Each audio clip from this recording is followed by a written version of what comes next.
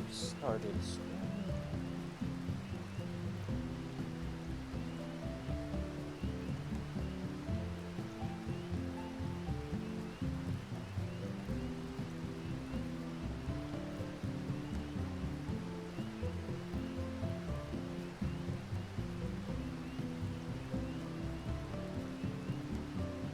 Oh yeah, so I beat Rykard last night. Gagada!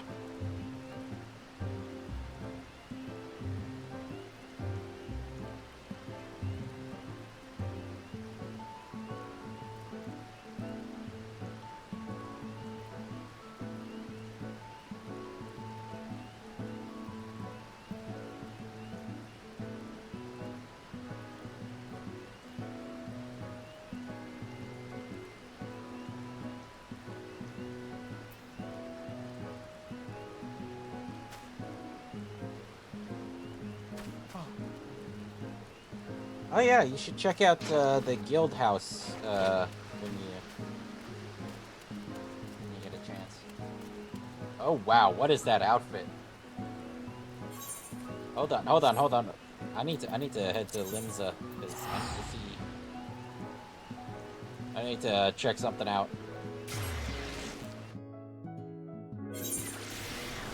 Which, where well, it's research. Viera Pantalex. I mean, it does not go bad with the story spinner top.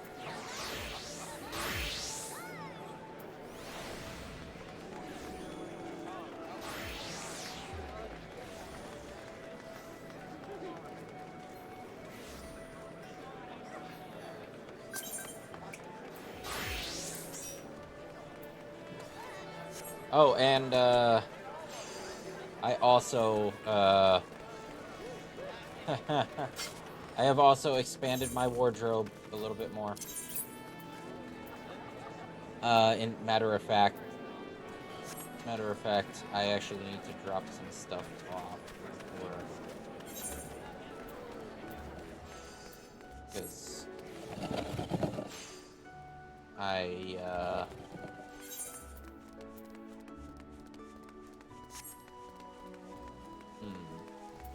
I just realized how little room I have in my armory chest.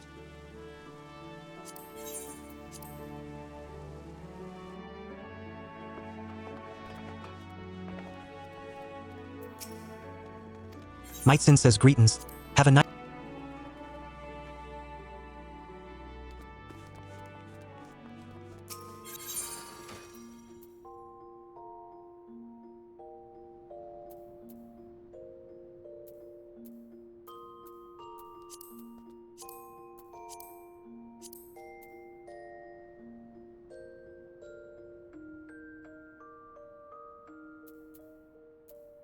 Mm-hmm.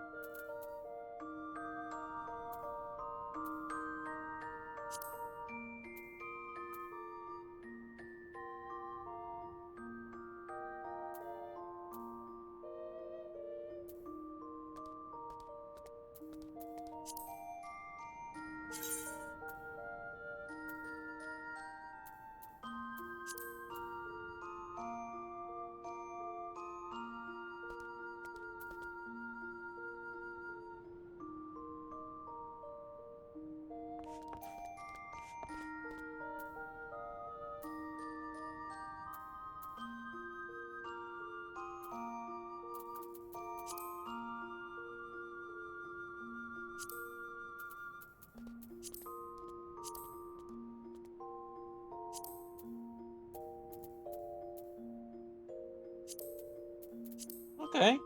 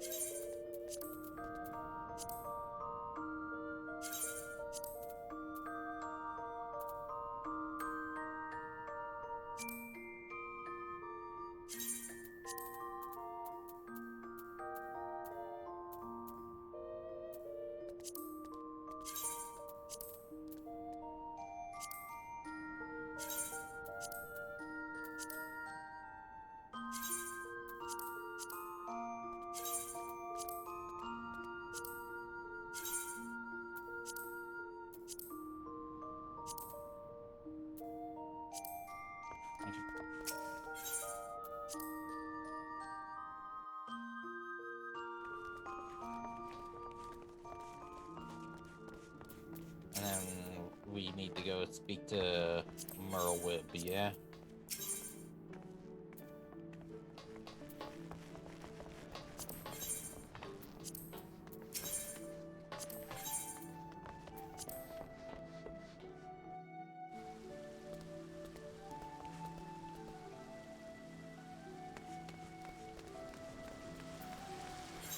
Oh, I need to change to my...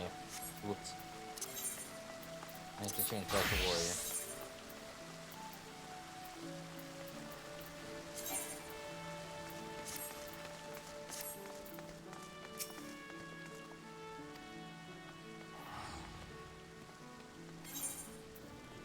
Xanthal says, knowing the urgency of your business, I thought it best to refrain from making conversation during your past few visits. But today I will permit myself a few words. Ahem. I feel truly privileged to have had the honor of admitting a hero such as you. You are an inspiration to us all, madam. And on that note, the Admiral awaits you in the command room. Oh, hey, Minfilia! I have your outfit now.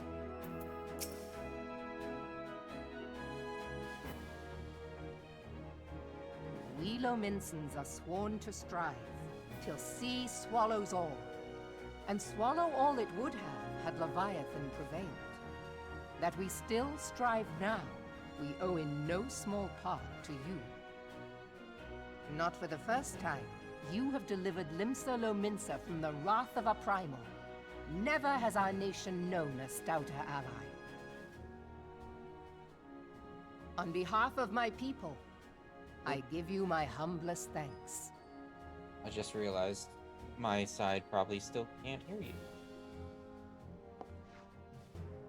'Tis meet that I give thanks to old Mistbeard, too, for his fine solution.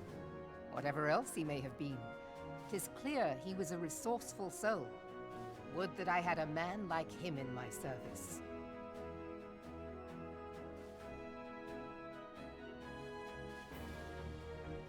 Before I set foot in these lands, I had no inkling that the people of Eorzea Oh, he's the contended old with such Mistbeard. mighty foes.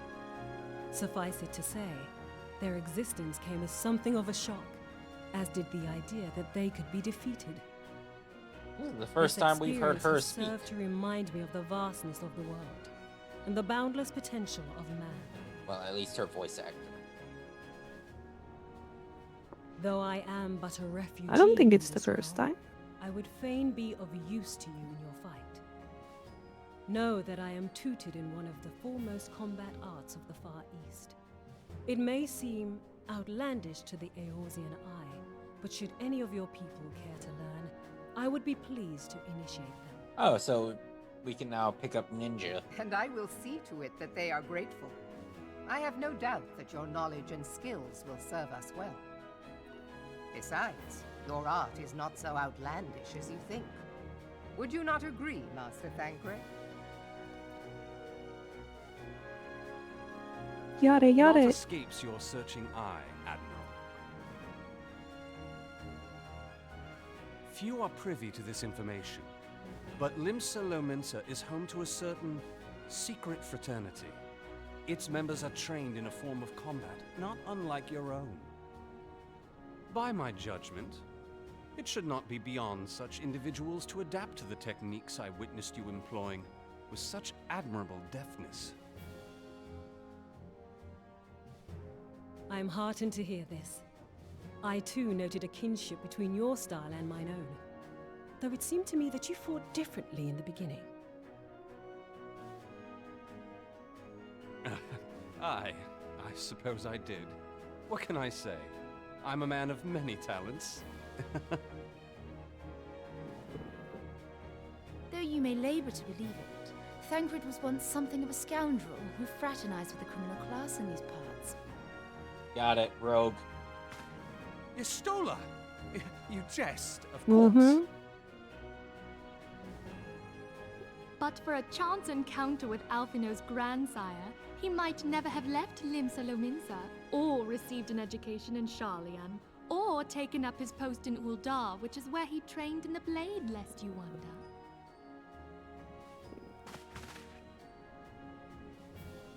Minfilia, please! It would seem there is more to you than meets the eye, Master Thancred.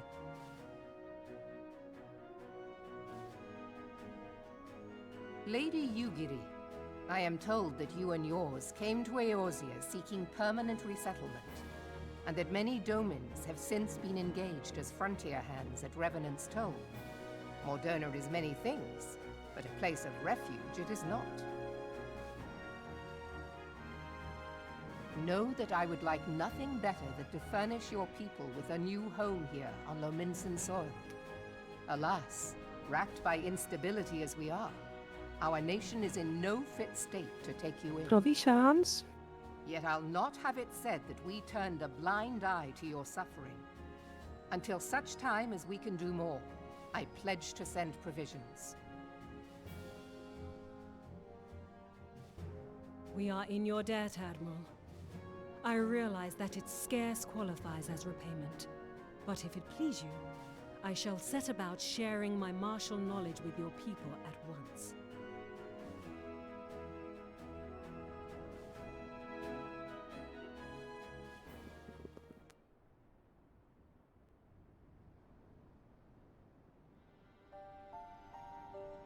You wished a word in private.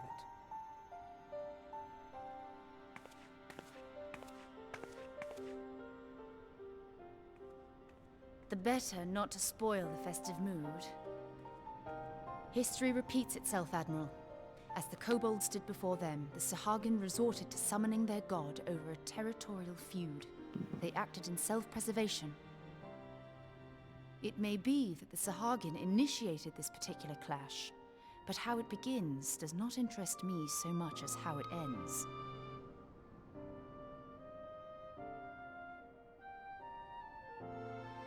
I have not forgotten our conversation, Y'shtola. I am aware that man bears part of the blame for the Primal's existence. Nor am I ignorant of the Sahagin's reason for acting.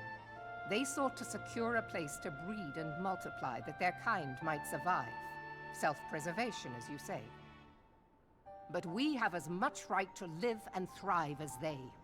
If our own survival is threatened, are we to lay down our arms and welcome oblivion? Nay. And so you kill, that you might live. Yet if living is a right, then that right belongs to all peoples, be they men or beastmen.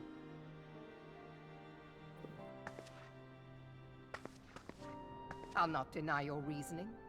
But when a storm gathers, it falls to me to see my people safely through it. That is my duty, and I shall do it.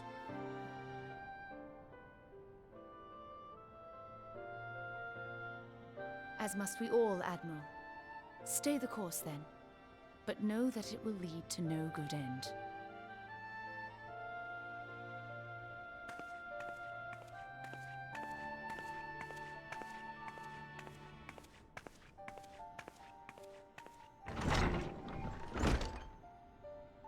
Man has ever put himself first and foremost. To justify his actions, he clads himself in the armor of righteousness, though it be a fancy of his own making. In this, mayhap the Garleans and we Domans are not so different.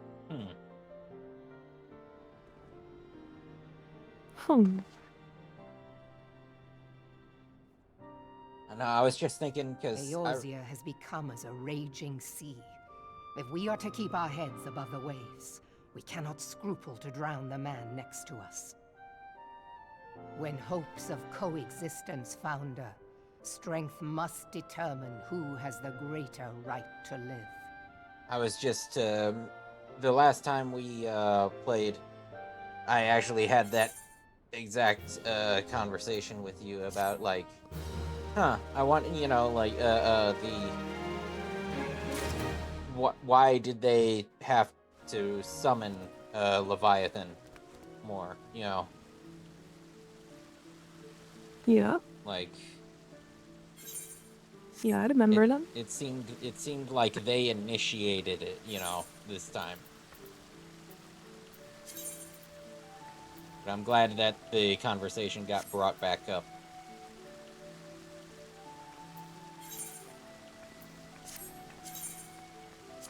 But they are fish people, like it's just going to the water.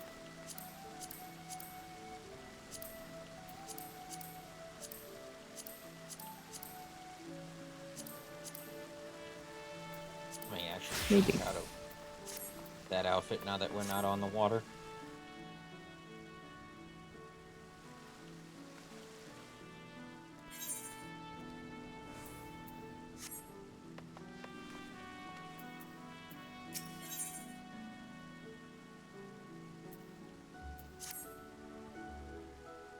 The Admiral has informed me of the arrangement. I have in my keeping a letter of introduction for Lady Ujiri.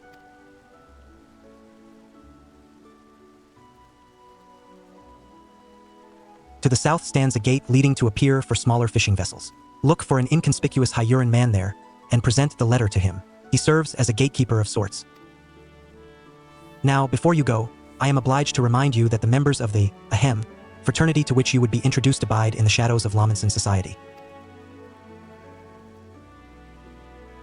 They value their independence more highly than pirates, and are united by a bond stronger than mithril. To wit, they are invariably wary of new faces. Though it be penned by the Admiral herself, mere words on parchment will get you only so far into their confidence. You must work for every ounce of trust they place in you.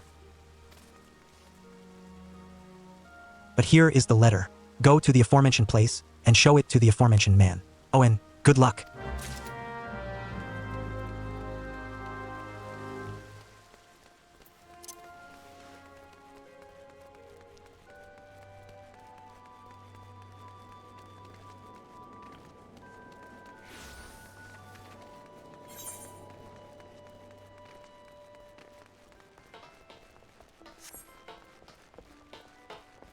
Bing, ding, pew, pew.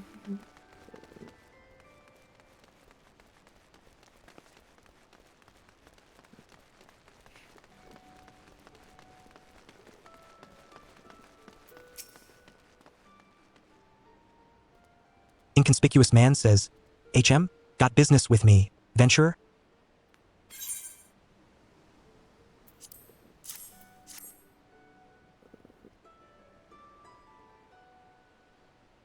So you're the woman the Admiral sent word of. I was hoping I might catch a glimpse of Thankard.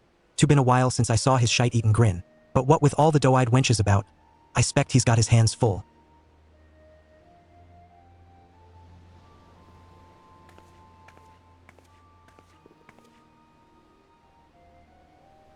And you must be the Far Easterner what Merlwib says wants to train with us. Welcome to Limsa, milady. Ujiri says I am Ujiri of Doma. 'Tis an honor to make your acquaintance. I must confess, when first I learned of your organization, I had certain preconceptions as to the nature of your membership. It would seem I was mistaken.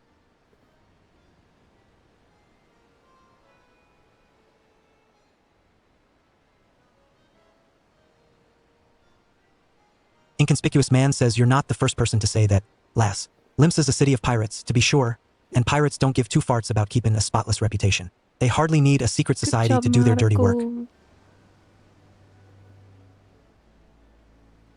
Might be as my people and I keep to the shadows, but we've got nothing to be ashamed of. It's simply better for business that we remain unseen.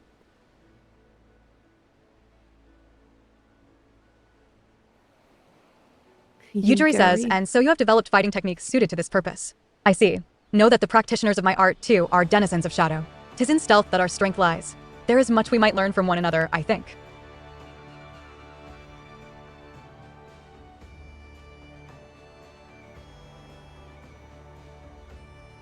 inconspicuous man says, then what in the seven hells are we waiting for? If you'd come with us, Yuguri of Do-What's-It, we can get acquainted in more private surrounds. Ha! That didn't come out right, did it?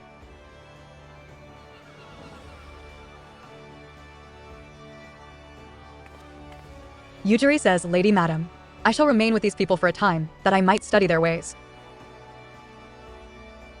Though I am loath to be separated from my countrymen, I take solace in the knowledge that they are in the best of hands.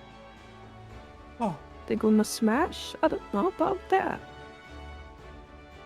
You have been a true friend to us Domans. No words would suffice to express my gratitude. Oh no, it's this. Ere long, I hope to little begin imparting Lalison. my martial knowledge to the people of Yorzia. When that time comes, it would be my honor to welcome you as a student.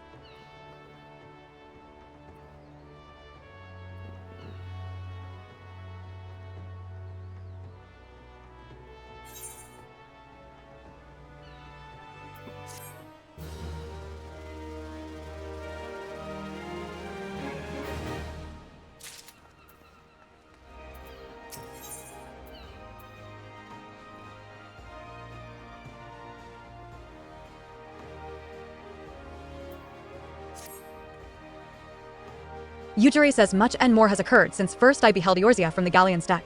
Suffice it to say, I did not envisage being invited to play a part in your noble struggle. Yay. But forgive me, I have kept you overlong. Doubtless you have pressing business of your own. Rest assured that I no longer require an escort in this land. When next you meet Lady Minfilia, pray relay to her my humblest thanks. Would that I could do so in person, but I must needs fulfill my promise to the Admiral. Till we meet again, Warrior of On Light. to the next part.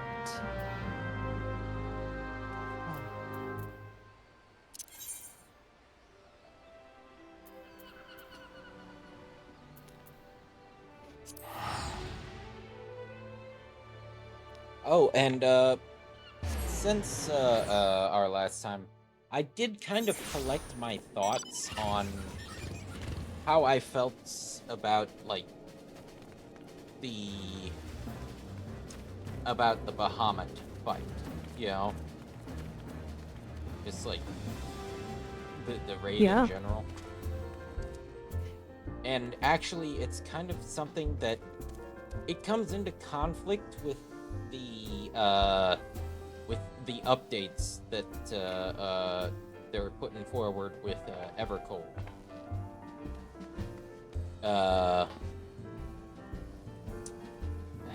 Here, let me. Because they're trying to make it so, you know, the main tank and off tank stuff. But if I were to put it into words, let me.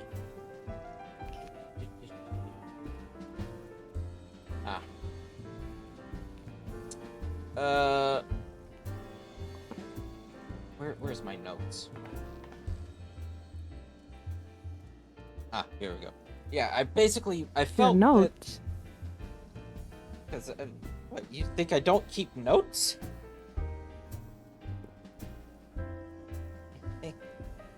Well, I don't know. I think that the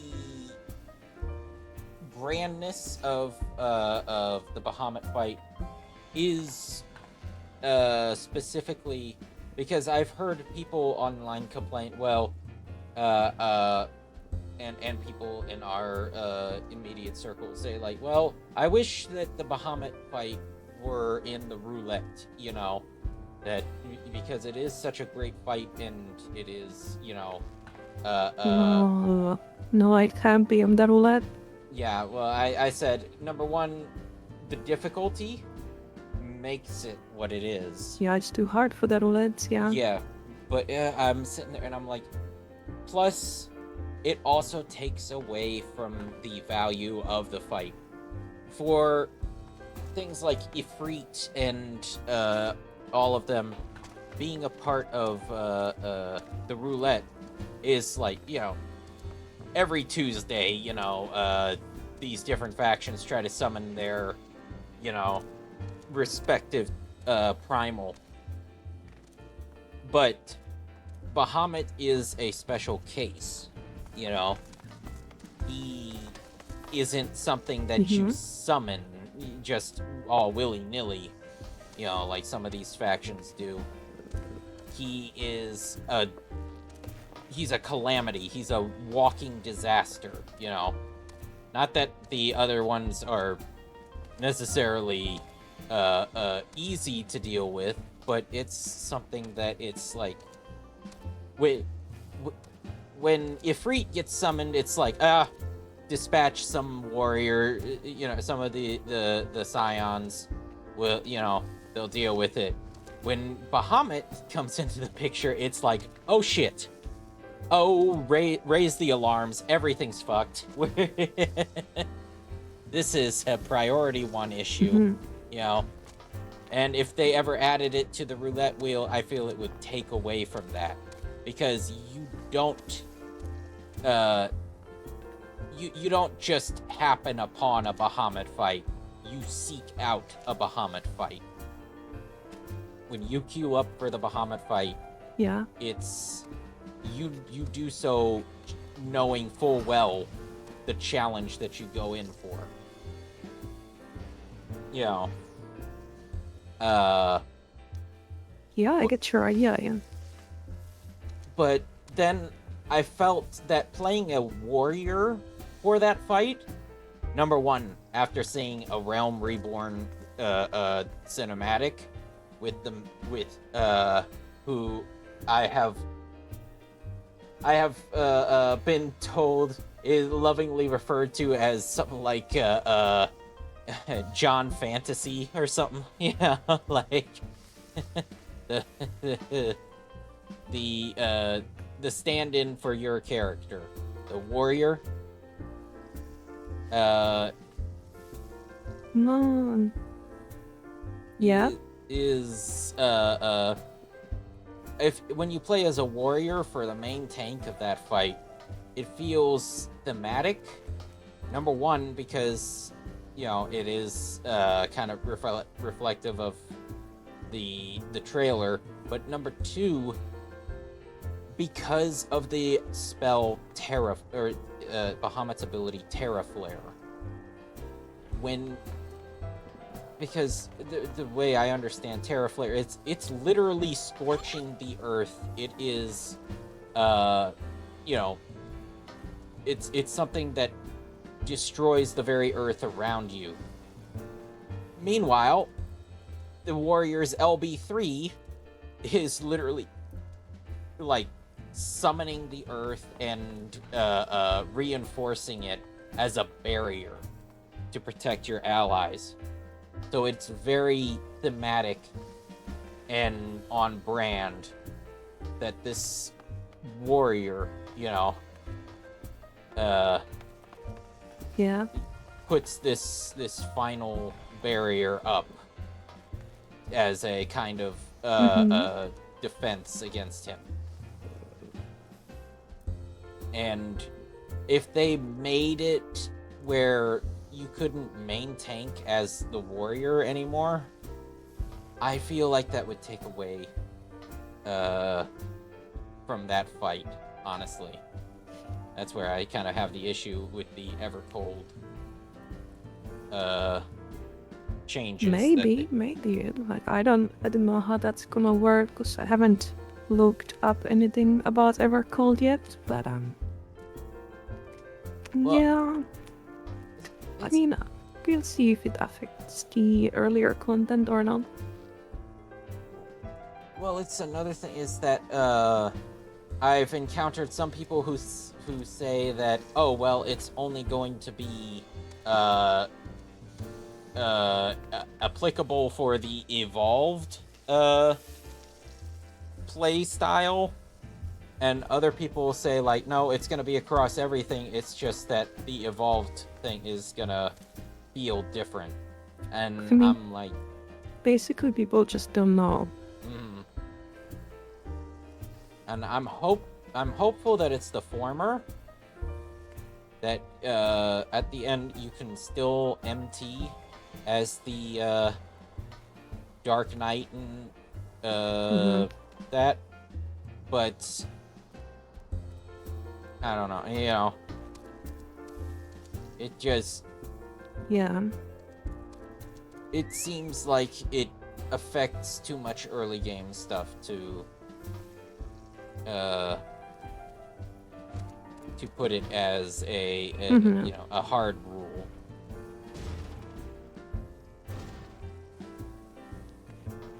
That's my rough Yeah, it kind of summary sounds weird, yeah. of the Bahamut stuff. Is that Mhm. it was a fantastic fight. The gravity and scale was perfectly portrayed, and the fact that it isn't in the roulette wheel makes it even more spectacular because you're actively searching it out, you know. Yeah. All right. Sorry, I needed to get that out of the way. Oh, it's fine, it's fine.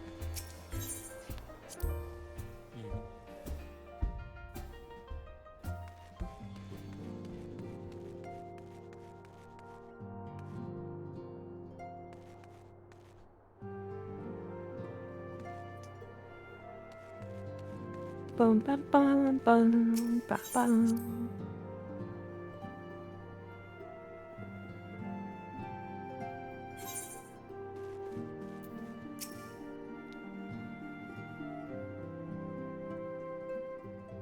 I have been reflecting upon the events which took place during our visit to Vilbrand. If you have a moment, I would share my Ooh, voice conclusions acting. with you. Please, bear with me. When the Sahagin Elder summoned Leviathan, he employed the power we have come to know as the Echo. Though I cannot well explain the how of it, it would seem he became immortal in so doing. When the Admiral subsequently slew him, his spirit emerged from his lifeless flesh, a consciousness shorn of physical form. Thus transfigured, he took up residence in the body of his minion with the ease of a man donning a favorite glove. Long have I known that the Echo allows one to pass through the walls of a man's soul. But never did I imagine that it could free us from our own flesh, nor less that our souls could then occupy Maybe it's time the for next my favorite corporeal character vessel to in this take our game. fancy.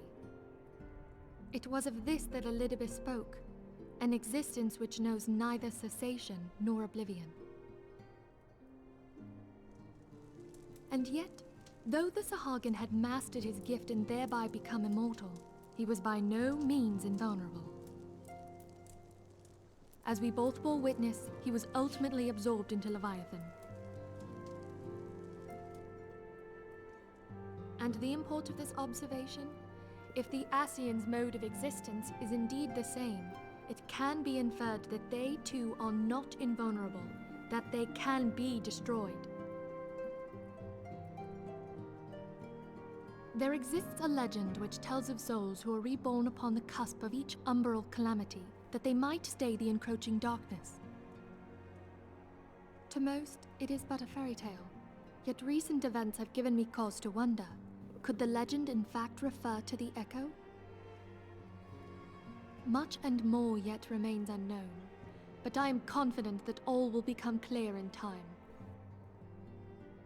For the present, however, what matters is that the key to defeating the Ascians may at last be within sight. With Urianger's aid, it is my hope that I shall fathom this matter ere long.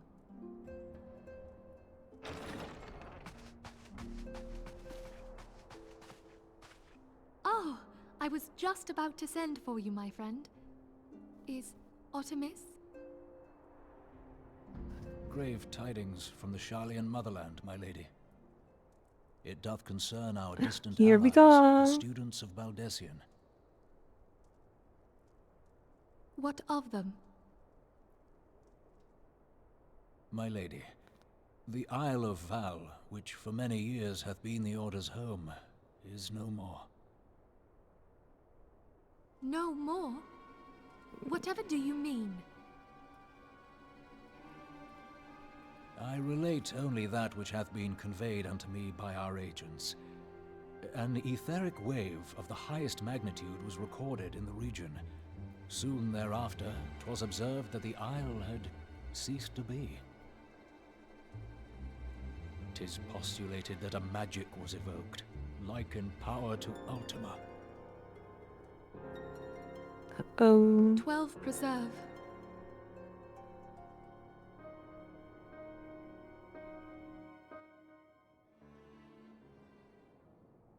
Okay.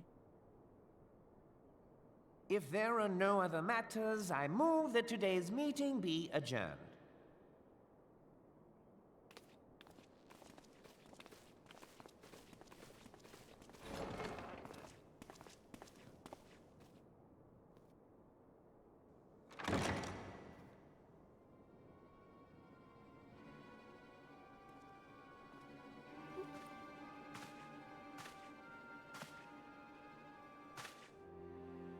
It is done, my lord.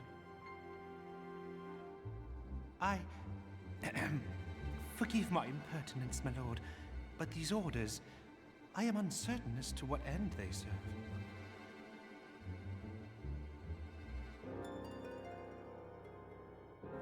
Revolution.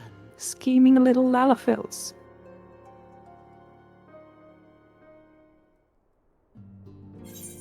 Of course.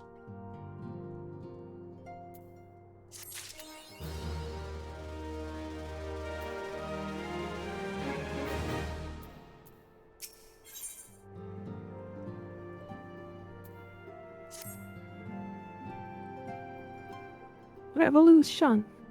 Minfilia says our friends, the very owl itself, everyone and everything. No, it avails us not to speculate.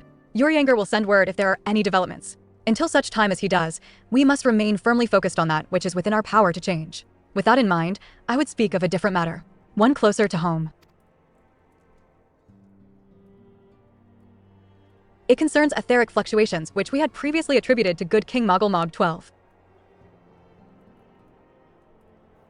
That the king is no more is a blessing for which we have you to thank. Yet all is not well in the 12's. Our latest readings reveal an ongoing etheric disturbance of considerable magnitude. They may even suggest the presence of a primal.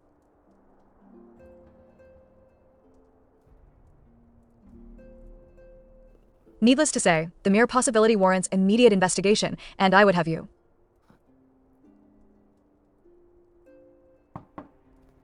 Flamen says Cecilia. I do not wish to interrupt, but we have a problem. Minfilia says what manner of problem? Flamen says a band of refugees, hailing from Ul'dah this time, are come to Revenant's Toll seeking asylum. It would seem they expect us to afford them the same treatment we gave the Domans. At present, they are in the 7th heaven, awaiting a formal response.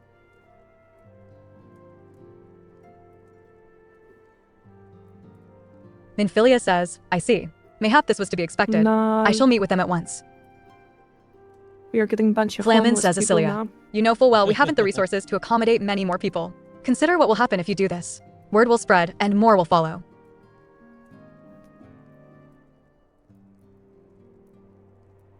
Minfilia says, your opinion is duly noted, but I will hear their suit.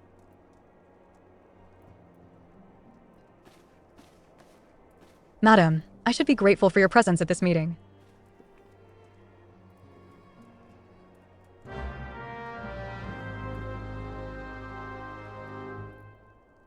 This is the classic, Homeless people we're or taking spies? immigrants. We're taking immigrants, but we don't take care of our own people.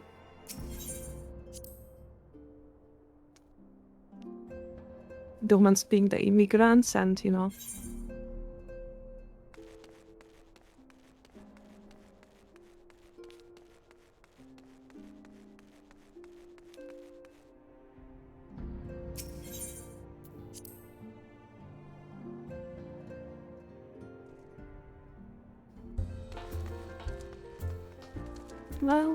Well. Where the fuck am I going? I saw you start running for the door. I apologize for keeping you waiting. My name is Minfilia, and I lead the Scions of the Seventh Dawn. Draggle-tailed refugee says 12 be praised. It is you.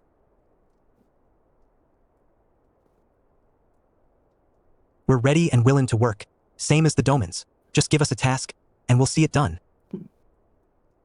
Minfilia says pray calm yourselves. I appreciate your enthusiasm, but I know not of your situation.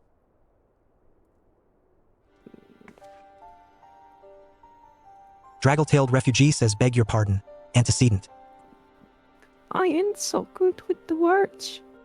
We've been living off the scraps of Ul'dah for years now, trying to piece together a life to replace the one what got took.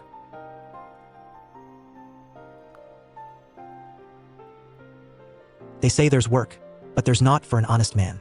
Not as wouldn't sully his soul sooner than his palms. Any road. The flames do what they can for us. O' course, but it ain't near enough. And it's only getting worse. When the calamity brought us to our knees, those rich bastards in the city didn't help us up.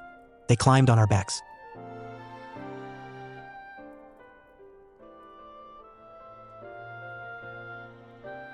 I don't pretend to be clever, but even I can see what's coming. I knew we had to run, the only question was where. And then it came to me, Revenant's Toll. Toll. Do the same for me. I mean, you took them foreigners See? in, didn't you? So you'd surely do the same for us.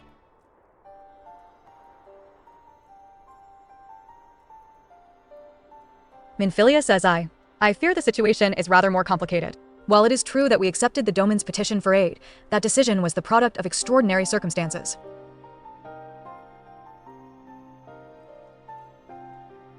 I sympathize deeply with your plight, but pray understand that it is not possible for an organization of our means to aid all who have been affected by the calamity.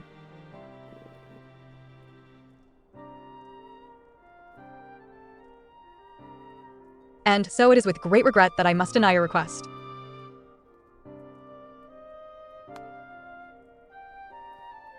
Draggle-tailed refugee says, but we've nowhere else to go. Tataru says if I might have a word. Minfilia says Tataru, is aught amiss? Uh-oh. Tataru says ill tidings from Ul'dah, my lady. Alphanod has been wounded. Minfilia says what? How? Is it serious?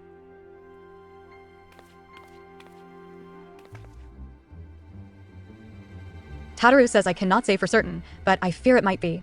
According to the flames, the refugees started a riot. They went wild, apparently, lashing out at any and everyone.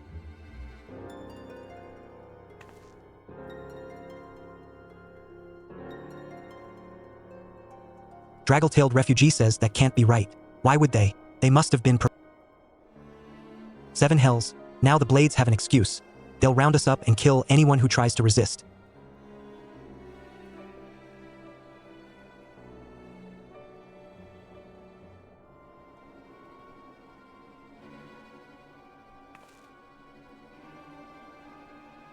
Tataru says my lady.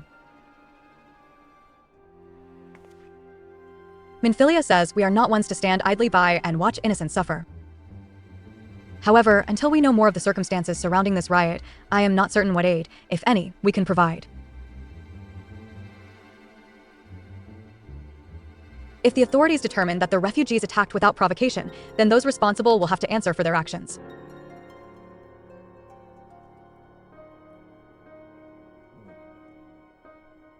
Damn. Draggle-tailed refugees. Minfilia Little says bitch find boy got Alphanod his and ass quickly. kicked. If he is in danger or worse, I would have you and none other by his side. Thank you. Pray do not concern yourself with the matter we were discussing earlier. Ida and Papalimo will see to it. Tataru says Alphanod is being treated at the Hourglass. Hurry, madam.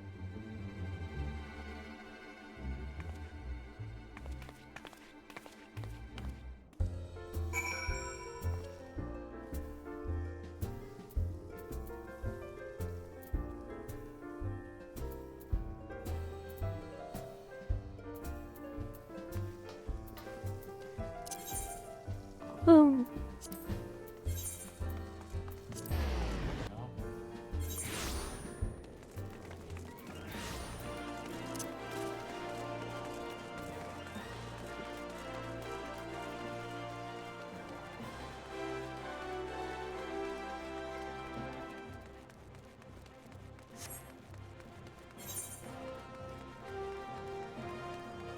I don't know why I didn't just hit the ether network there.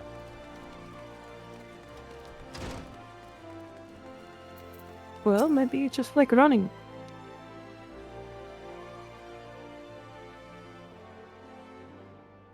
Come, you must have gathered by now that Tataru is given to exaggeration. As you can see, I am quite well. Ul'dah, on the other hand, is not. This riot was anything but an isolated incident.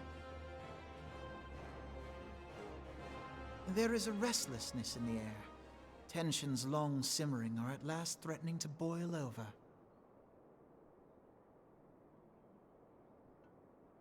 Yay, politics. Ul'dah is a nation infamous for the great disparity between the wealthy and the poor. The majority of the populace accepts this state of affairs because they believe that every man bears responsibility for his own lot in life. To an Ul'dah, money is the foremost, and some would say the only measure of a man's worth. Small wonder that the wealthiest wield the greatest influence. So where do the refugees fit into this social hierarchy? What place is there for those who fled Alamigo and the destruction of the Calamity? Plainly, there is none. They have no wealth, no power, and no worth. To the Ul'dah way of thinking, they may as well not exist.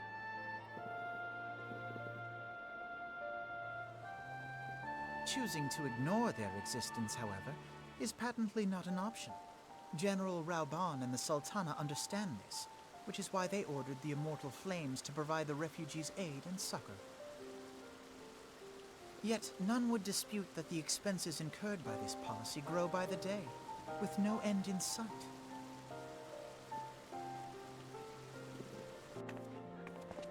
This has prompted more and more Uldans to question their obligation to aid these worthless wanderers.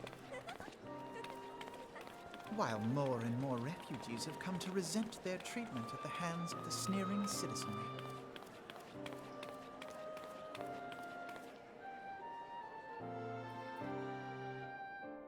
The manner of Lord Lolorito's refusal to grant the Dolmens asylum bespoke a disdain for all refugees, an attitude shared by the rest of the monetarists. And you may be sure they make no effort to conceal their opinions. It was only a matter of time before the refugees united in protest. Nor is it any surprise that some among them would ultimately resort to violence.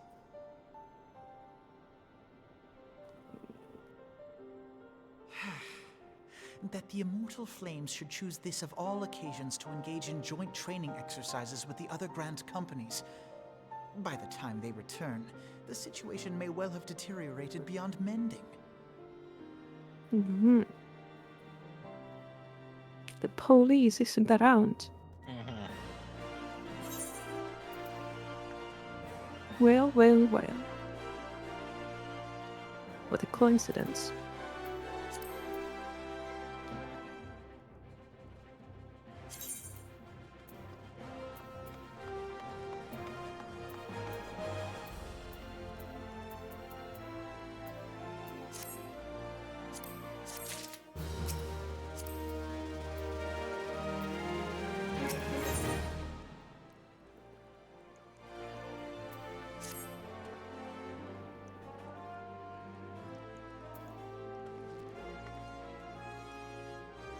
Alphinaud says, as I told you before, it was all but inevitable that an incident of this kind would eventually occur given the rising tensions within the Sultanate. Nevertheless, I have reason to believe that this particular riot may not have begun spontaneously.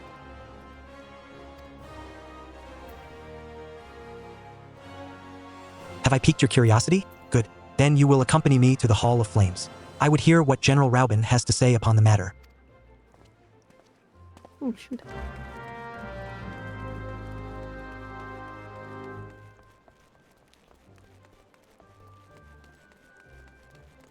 Alright.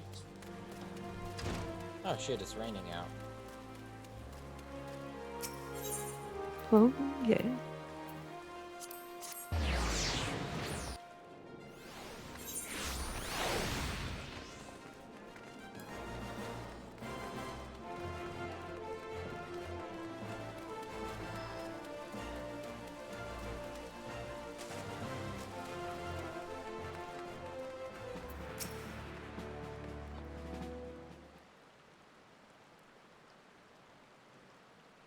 Raubin says now is not a good time, madam. My hands are full dealing with the...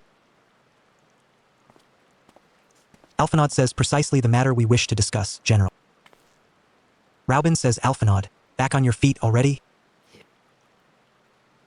Alphinaud says you may credit my swift recovery to your chirurgeons.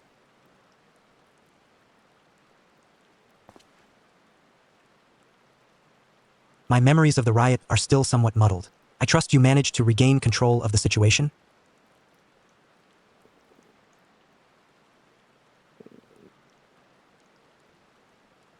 Raubin says not entirely. We secured the city soon enough, but not before the unrest had spread to the surrounding territories. Pockets of resistance remain throughout the Nalan.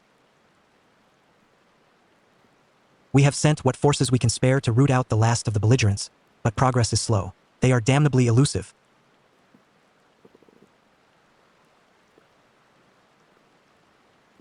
Alphinaud says I can well imagine. Given that the majority of refugees live outside the walls, it stands to reason that they would know the lay of the land.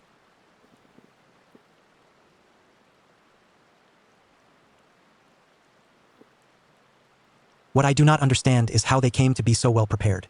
Before my little accident, I observed that several of the refugees were armed, and not with butcher's knives or pitchforks, but with martial weaponry. I need hardly add that such equipment is costly.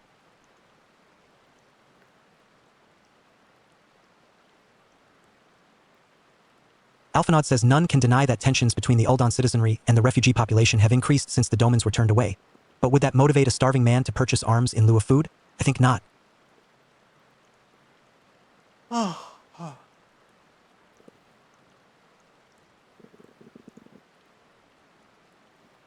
And what of those who have not even a single gil to spend, who could not survive without the aid provided by the immortal flames? Surely they would sooner sell a weapon than bring it to bear against their benefactors.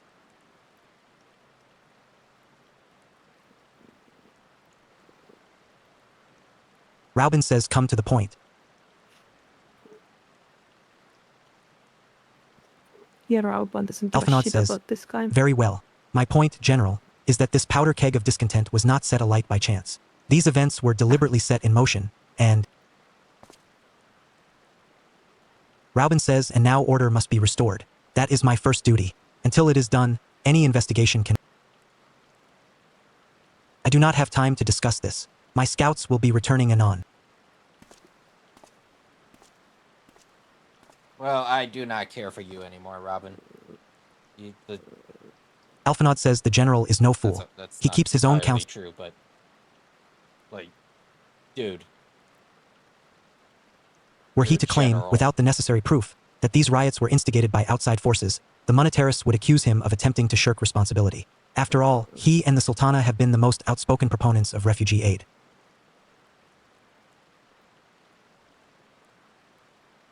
Regardless, they will face harsh criticism in the days ahead.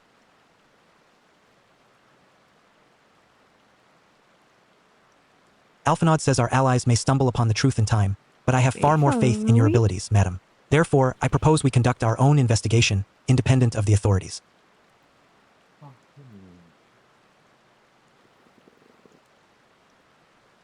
To that end, I would have you make inquiries in the settlements suspected of harboring belligerents. Commander Swift will know which they are. He may balk at a request for such information, but I've no doubt that you can persuade him with your silver tongue.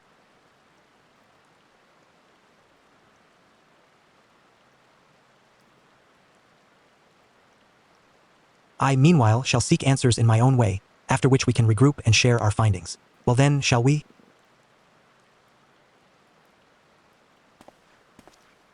Like,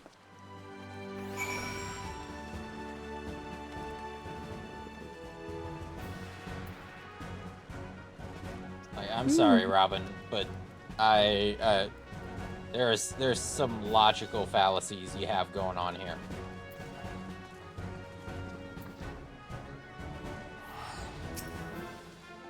Swift says you look as though you have something to say, madam. Do you? I mean, Raban isn't, he's a man of action. What you ask is no simple favor. Were such But he's information to also fall a into the wrong general. hands, the lives of countless soldiers would be at risk. Even so, there is wisdom in your words. An able No, individual yes, may be but- better suited to this task than a regiment. There are different kinds of general.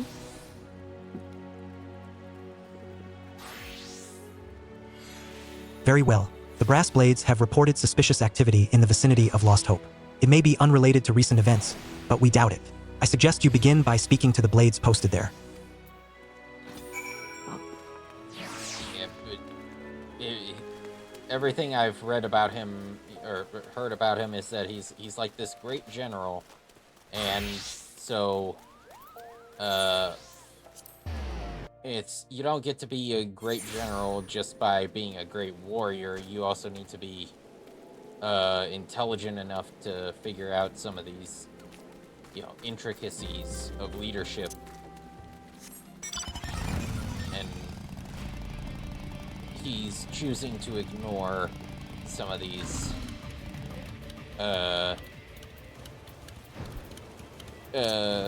what's the term I'm looking for? Outstanding issues, within the situation itself. Well, he didn't ignore them. He just said that he doesn't have time.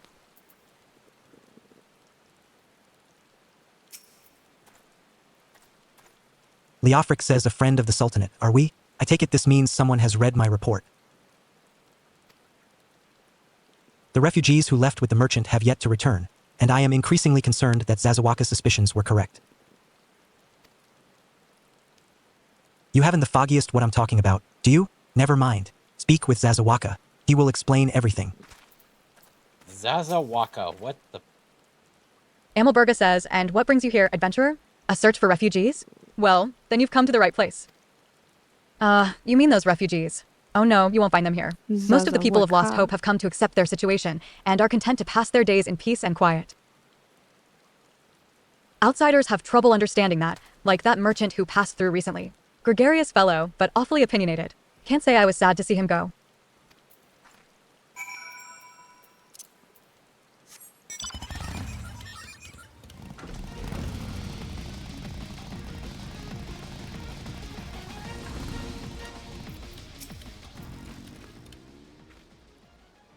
Zazawaka says, don't hurt me. I'm not one of them.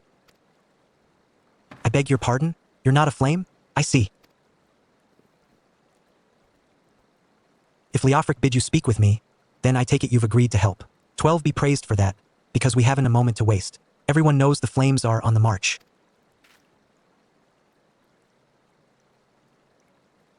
The others have fallen under that fanatic spell, but not I. Promises of revolution and retribution, of holding the ruling class to account and taking that which is owed a childish fantasy. I did everything I could to dissuade the others from leaving, but few would heed my words. Now that one of our idealists has returned, however, the madness of the merchant's plan is plain for all to see. Look behind yonder tent and you will understand why.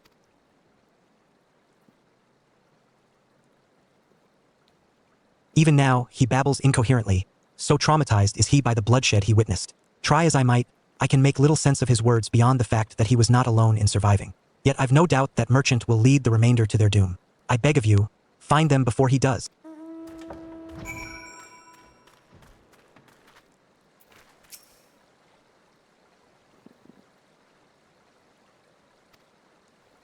Terrified refugee says, what are you doing? Don't draw. Don't draw. Don't draw.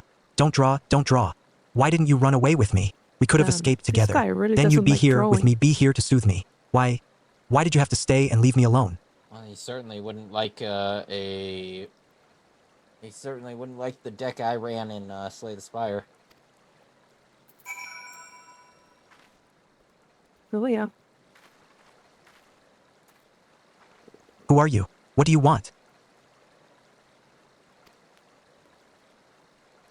It's true. I followed the merchant, and may the gods strike me down for my folly.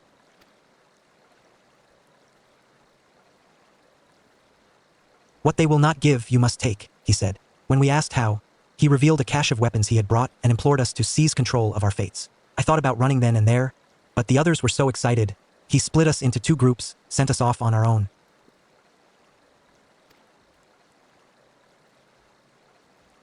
But when the flames found us, we didn't know what to do. Our leader tried to parley with theirs, but then they started arguing and then fighting and then everyone was fighting and the flames were shouting to give no quarter and...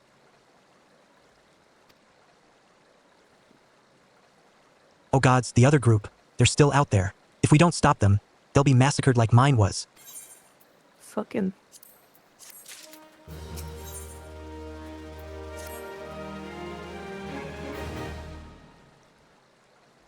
The other refugees are hiding in the caves south of Lost Hope, but to approach them would be fruitless. They would sooner call us agents of the Sultanate and try to kill us than listen to reason. Why, the twins might even deign to do the deed themselves. A pox on all Bloody Cell's words. They were supposed to train us to fight, but the ones he sent with us vanished during the struggle. Oh, if only we had never listened to that merchant's ridiculous claims. He said our cause was righteous, that the gods would never suffer us to be defeated. Though, if they were forced to confront reality, that's it. Challenge the twins to combat and show my brethren that their strongest warriors are no match for one woman. Mayhap then they will agree to lay down their arms and renounce this plot. Nah, we have to beat their ass before their ass gets beaten. I like this. I mean, it depends on who's kicking ass first, you know?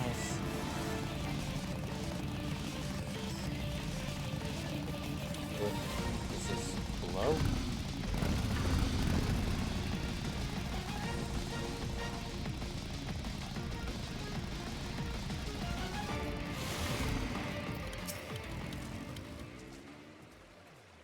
Desperate refugee says 7 hells. They found us. Everyone, grab your gear and make for the rendezvous point. So that's your game, is it? Ahaha. Sorry to disappoint ye, lass, but we're more than willing to kill ye ourselves. Привет, Helsinki.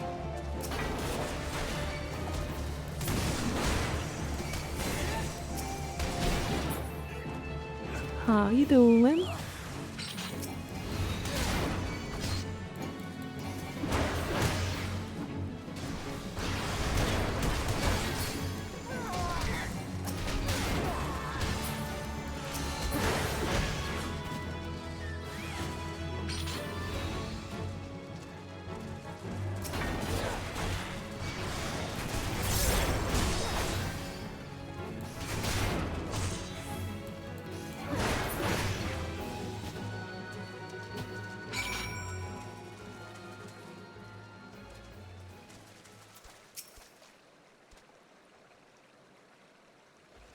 Ye beat him like it was nothing.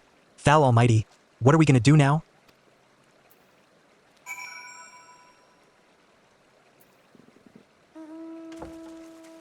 Well, that was easy.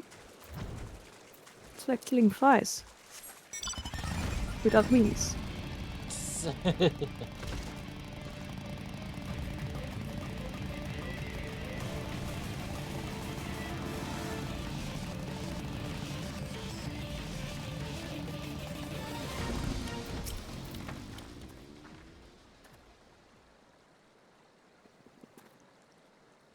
Terrified refugee says you've returned. Did you find my brethren? What of the twins? What happened? I see. Well, you had no choice. Better that a handful of them take a beating from you than the lot get butchered by the flames. Tell me, what did the merchant have to say when it was over?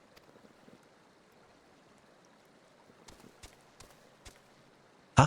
But where else would he be? Unless he went to Stone's Throw to recruit others?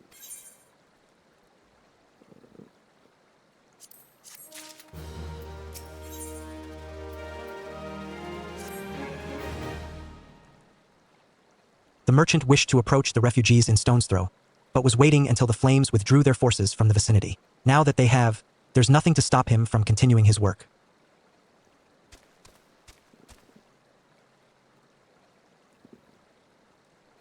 How many more must perish in pursuit of this futile cause? How much more suffering must we endure before it ends? Find him, convince him to cease his mad quest. It will surely lead us to ruin.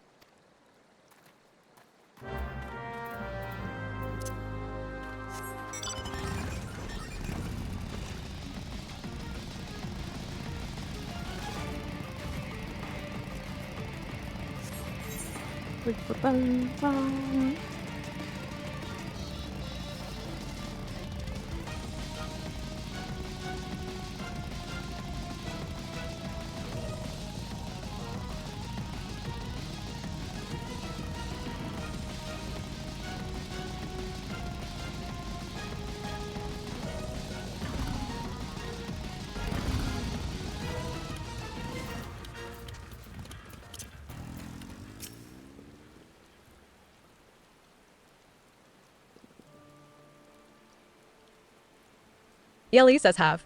Have you seen my parents?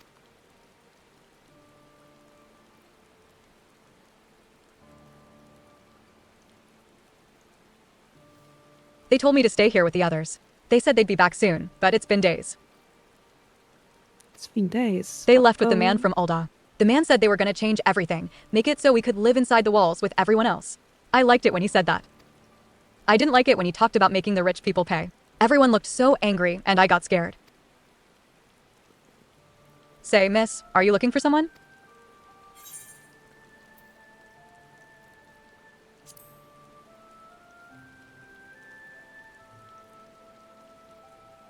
You mean, the man who left with my parents? But I don't know where he...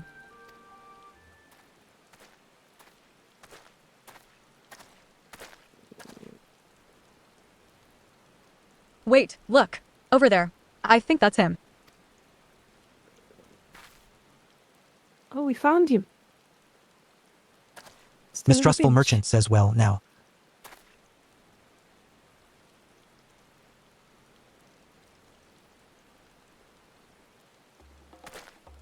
You,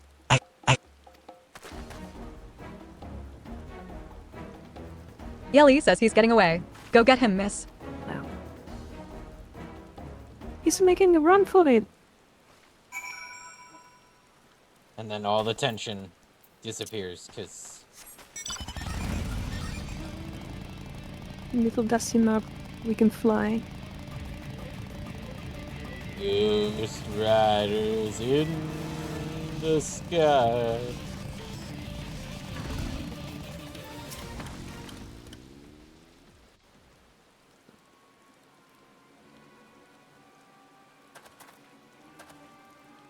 mistrustful merchant says you again? Why are you pursuing?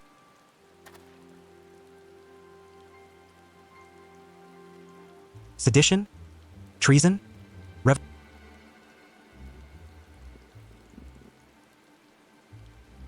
Who has filled your head with these lies? Refugees? The selfsame refugees who terrorized the streets of Ul'dah?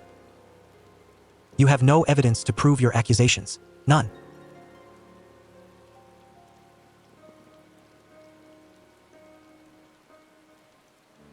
No, I will not accompany you to the Hall of Flames. You have no right to detain me.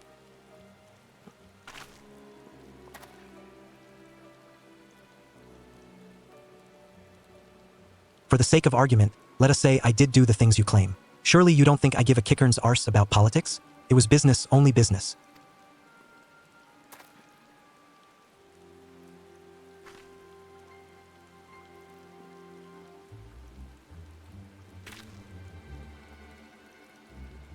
Uh-oh.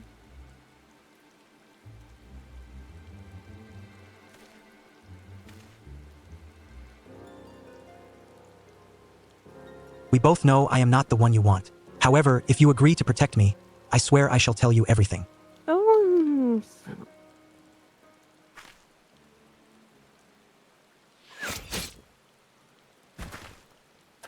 Get fucking sniped.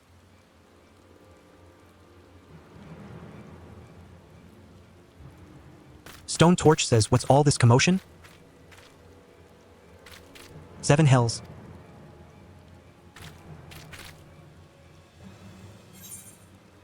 Tell the others to spread out and search the area. The killer may still be close.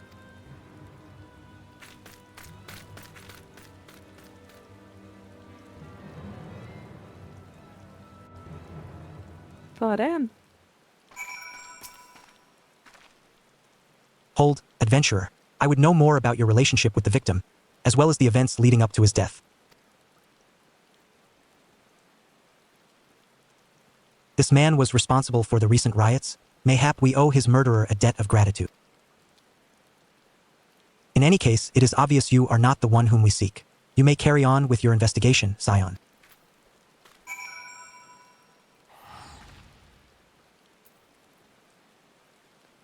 Oh, damn. Well, there goes our lead.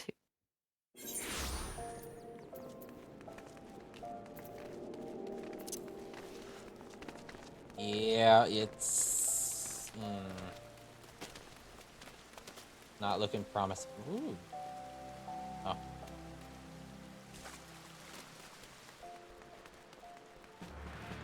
Never mind.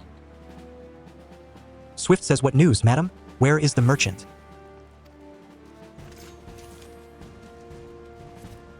Swift says, "Murdered? Damn it all to the seventh hell."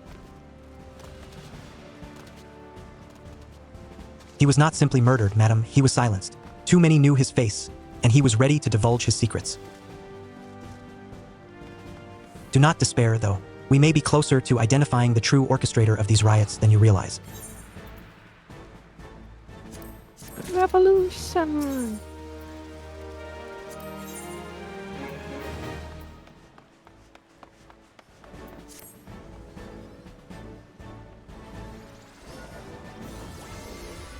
The Flame General left word that you were to proceed to the Fragrant Chamber as soon as you returned. He wishes to discuss your recent discoveries, as well as the results of our own investigation. Swift says Master Alphinaud has already been informed and should be waiting for you outside. Pray proceed to the Royal Promenade with all haste and speak with Bartholomew.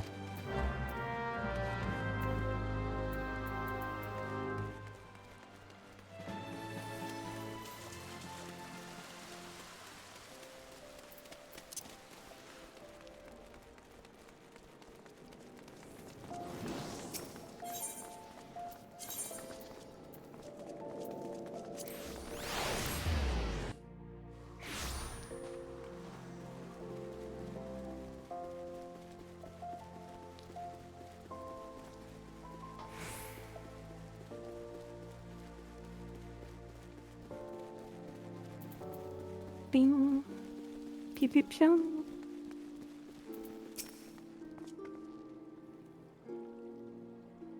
Bartholomew says we have been expecting you, madam. Please.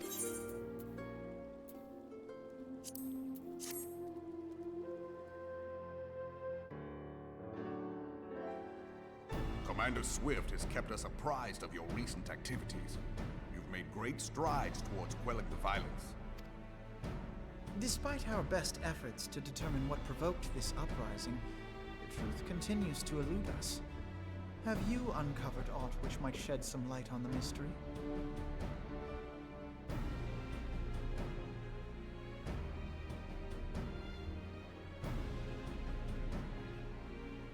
This information does not leave this room. The Syndicate's decision to reject the Doman refugees' appeal for asylum had lasting repercussions. A number of those displaced by the calamity claimed it was proof of a policy of discrimination. Together with a group of Alamegan refugees, they organized a series of demonstrations to protest against the Sultanate. Demonstrations which became heated, but did not descend into violence. Until a certain incident served as a call to arms. A unit of brass blades sent to supervise a demonstration loosed arrows upon unarmed protesters. It was this atrocity which prompted the refugees to take up arms. I need not tell you what followed. We assumed at first that the attack was born of a miscommunication. When emotions run high, they happen. But suspicions were So the raised cops shot regarding the unit's first. commanding officer, whom I ordered interrogated. Sure enough, our fears were soon confirmed.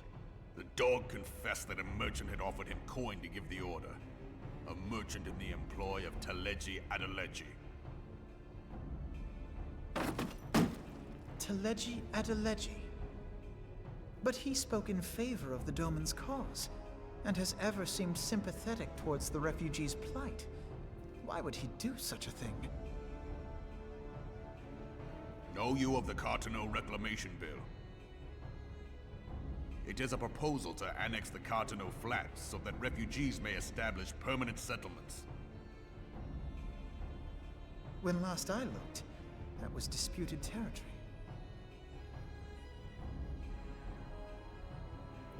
Aye. Some might even call it a battlefield.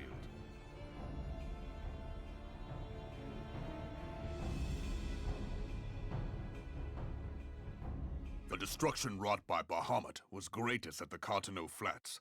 That much is common knowledge. What is less well known is that his rampage laid bare ancient Alagon ruins, of which no record existed.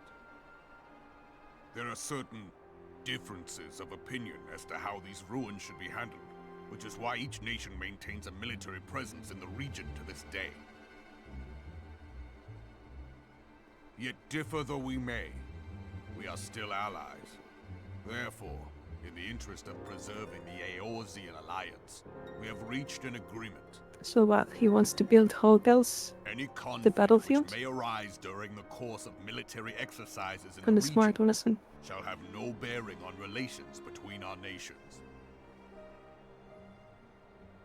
In full knowledge of this delicate state of affairs, Teleji Adeleji proposed the Cartano Reclamation Bill. A shameless bloody ruse which stands to benefit him in but one conceivable way. If successful, he will gain control over the disputed territory under the guise of assisting in the resettlement effort. And you can be sure he'll build an orphanage next to every Alagon ruin.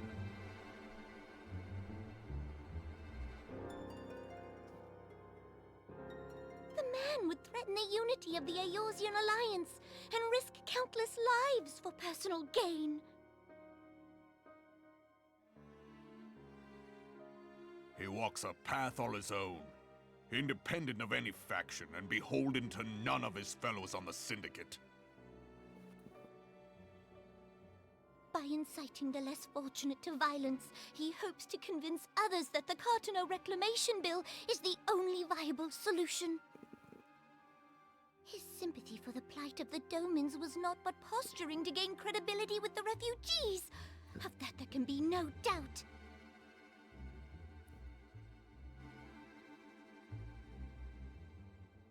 Forgive me, but what could possibly motivate Teleji Adeleji to go to such lengths? What is so special about these ruins that he would risk his position on the Syndicate, and, most likely, charges of treason against the Sultanate? Omega. Oh no. Pardon?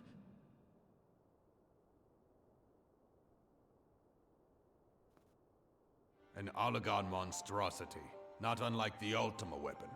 Mayhap larger, we know not. It has yet to be fully excavated. Alagon inscriptions indicate that it was created to fell Bahamut himself. If accurate, Yeah, Omega might could explain probably why do it. Hail Van Darnus chose to bring the Red Moon down upon the Cartano Flats. Given the ends he went to Omega. ensure Eorzea's annihilation, destroying the one weapon which could stay the Elder Primal may well have seemed like good sense. When first I bore witness to the power of the Ultima weapon, I doubted the evidence of my senses. And now you tell me there is another such weapon, one which could contend with Bahamut. Bahamut! Aye, we were skeptical ourselves.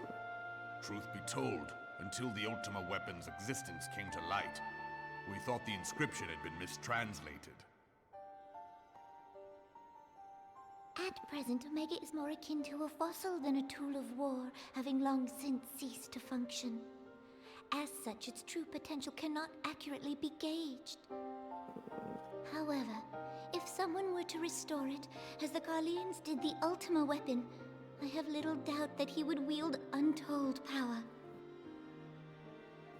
Power enough to subjugate Uldar like as not, and the rest of I mean, Eorzean Alagons are pretty besides, based. which is doubtless why Teleji Adeleji yearns to have it.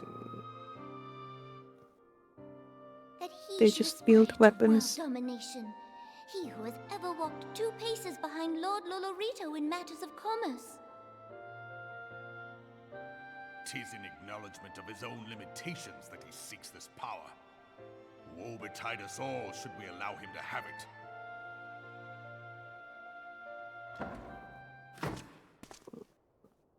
Pray waste no time chasing rats. Only a fool would believe that secrets can be kept in Uldar. It would seem the implications of the Sultanate's refugee problem are rather more far-reaching than we assumed.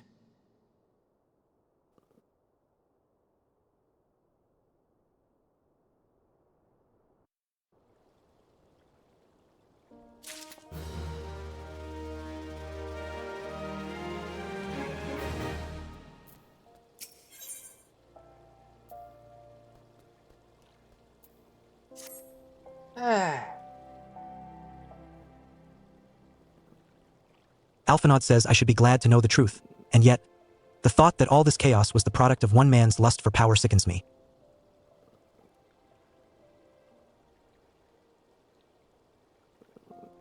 How long do you think they intended to hide the existence of Omega from the science? That they even felt the need to do so is most troubling.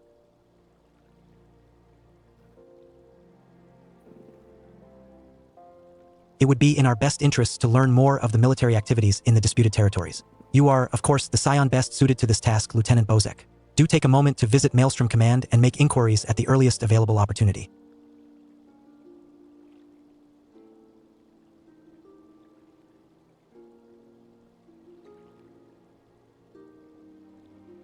Sultan Sworn Squire says begone. Well, this is no place for...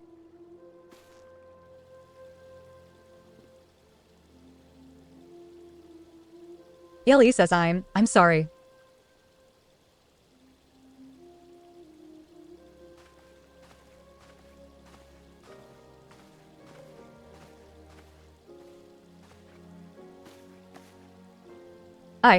I was looking for you, miss. You said you were looking for the man who left with my parents. Alphinaud says you know this girl?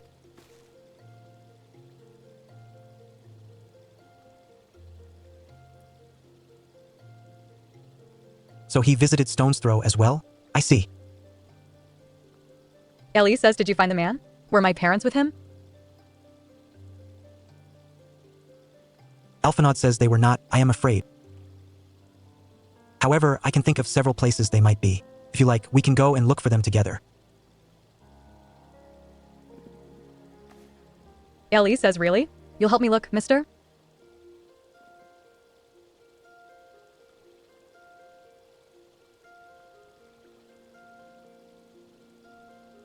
Alphinaud says of course. But first, I must needs finish speaking with my friend. She's telling me a secret, you see, so no one else is allowed to listen. Mayhap you could wait for me by that pillar over there? We require but a moment.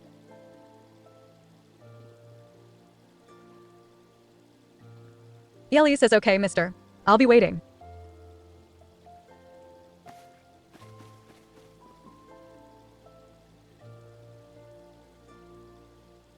Alphinaud says, a legion of Garleans, an ether-starved primal, even dealing with an Ashen would be preferable to this charade.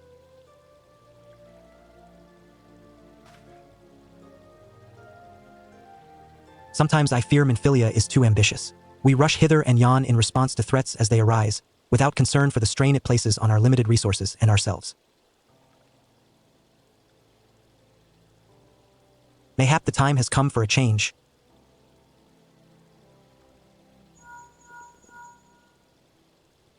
Minfilia says, Madam, this is Minfilia.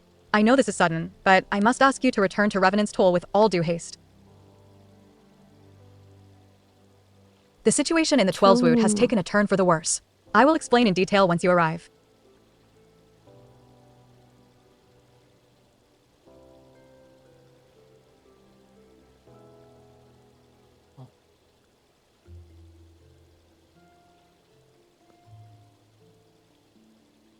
Alphinaud says the Twelveswood?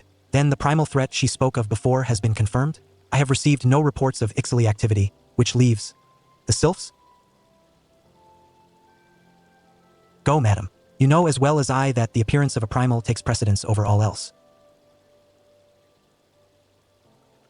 Oh, and when you arrive, do inform the antecedent that while I am grateful for her concern, she needn't fear for my safety. I am more than capable of protecting myself.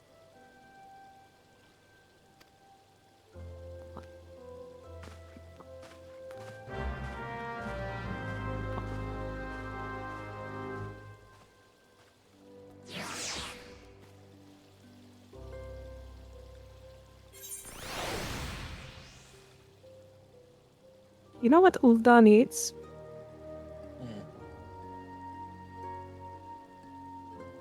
It needs to have a Bahamut raid.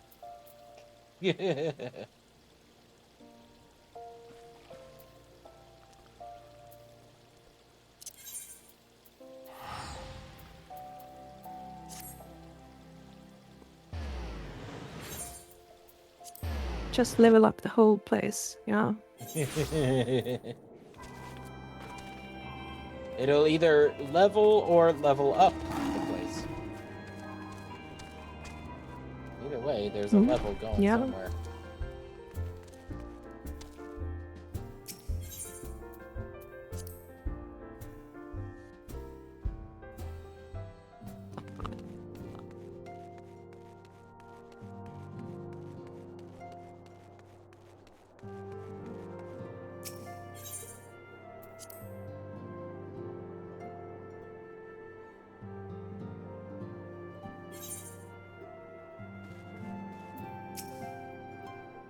Minfilia says it is a relief to see you healthy and hale, madam. The latest news from Ul'dah was most disturbing.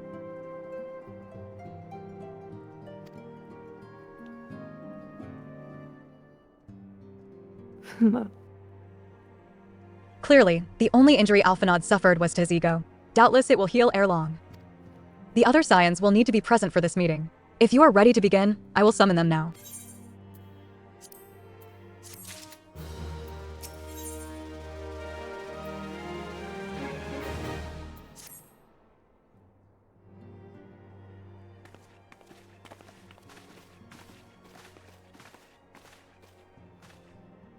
Thank you for responding to my call with such haste.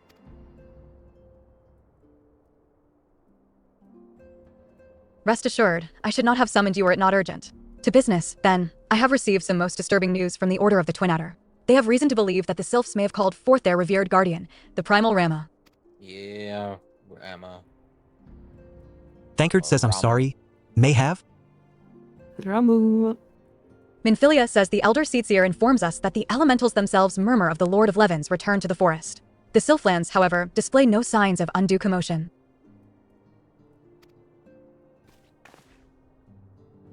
Papalimo says forgive me, antecedent, but that fact need not contradict the elemental's testimony. Unlike his more bellicose compeers Garuda and so on, Rama is reputed to act only in the defense of his children.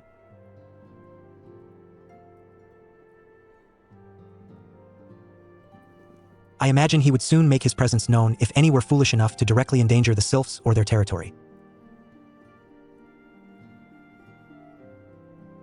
Ishtola says the abruptness of this development concerns me. Were we not keeping a close watch on the touched ones and their movements?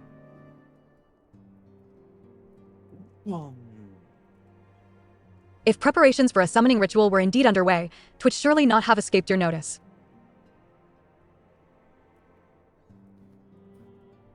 Ida says, oh, it didn't. I was pretty sure it was going to happen, just not this soon. Ishtola says, I beg your pardon? You foresaw this eventuality and did not to prevent it. Ida says, I told Papalimo. I suppose I could have reported things to Minfilia earlier, but there honestly wasn't much we could do except wait and see.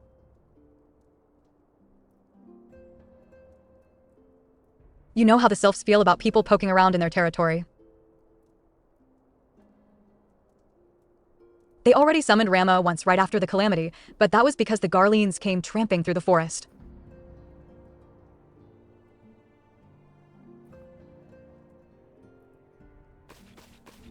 Papalimo says, and so long as Castrum Orion stands, the Sylphs cannot be blamed for wishing to have their guardian deity on hand.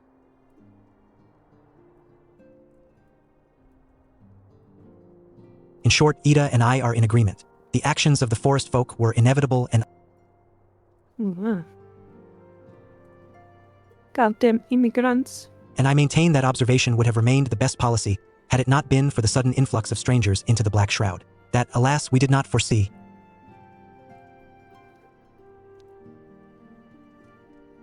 By all accounts, the recent violence in Ul'dah drove a number of refugees to seek safety under the concealing canopy of the trees.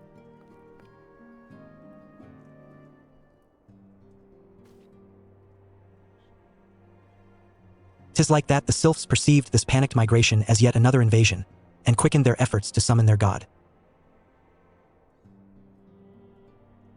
Ishtola says I am put in mind of Titan and the Kobolds. Once again, it is the affairs of men which have paved the way for a primal's coming. Hairwari. Papalimo says indeed. One cannot help but wonder what manner of place Eorzea would be without the civilizing influence of mankind. Be that as it may, This regrettable development does afford us a unique opportunity. Madam, through your dealings with the Sylphs of Little Solace, you once succeeded in preventing an untimely conflict with Gridania.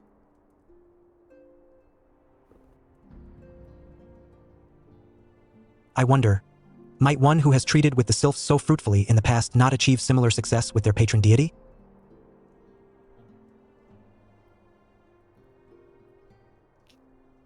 If Rama can be convinced of our intentions, it may be the first step to breaking the cycle of primal summoning. Ishtola says, a fond hope. Were such a thing possible, we would not have been at war with the Beastmen since time immemorial. Ida says, but maybe this time we can. Minfilia says, let us continue this discussion anon. We must needs first consult with the nation most affected by Rama's presence.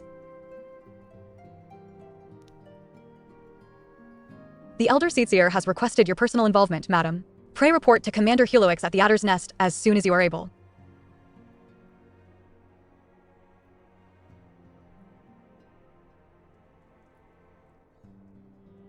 Steel yourself for the worst. While I hope for a peaceful resolution to this matter, experience suggests that your meeting with the Lord of Levin will prove less than amicable. In such an event, your fellow Scions will of course lend you whatever support you require.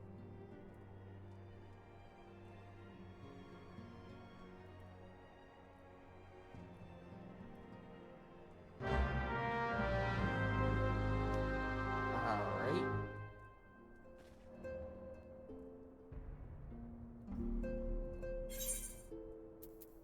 Interesting. Very interesting.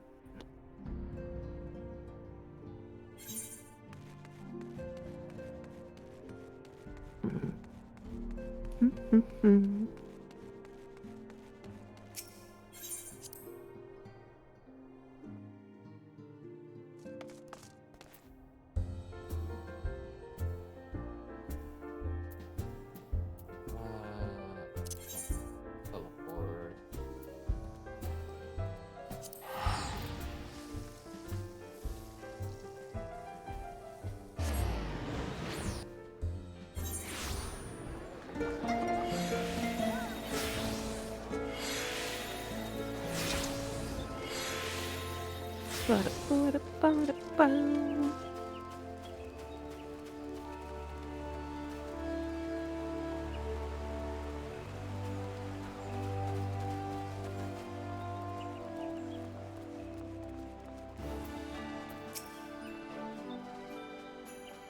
For sale, Heloix says, Madam of the Scions, your arrival has been most anticipated. Hi, Leo.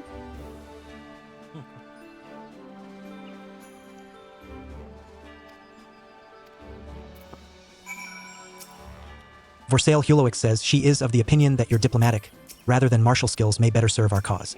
I will leave further explanation to our learned leader. Pray make your way to Nafika's altar. The conjurer in attendance will admit you to the lotus stand.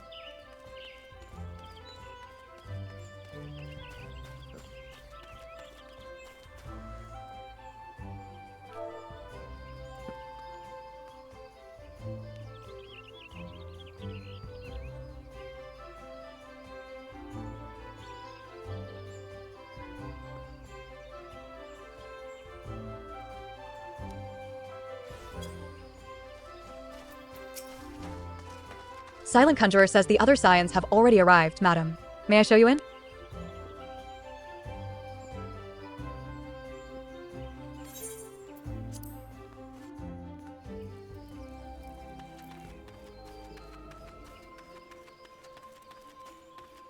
Oops.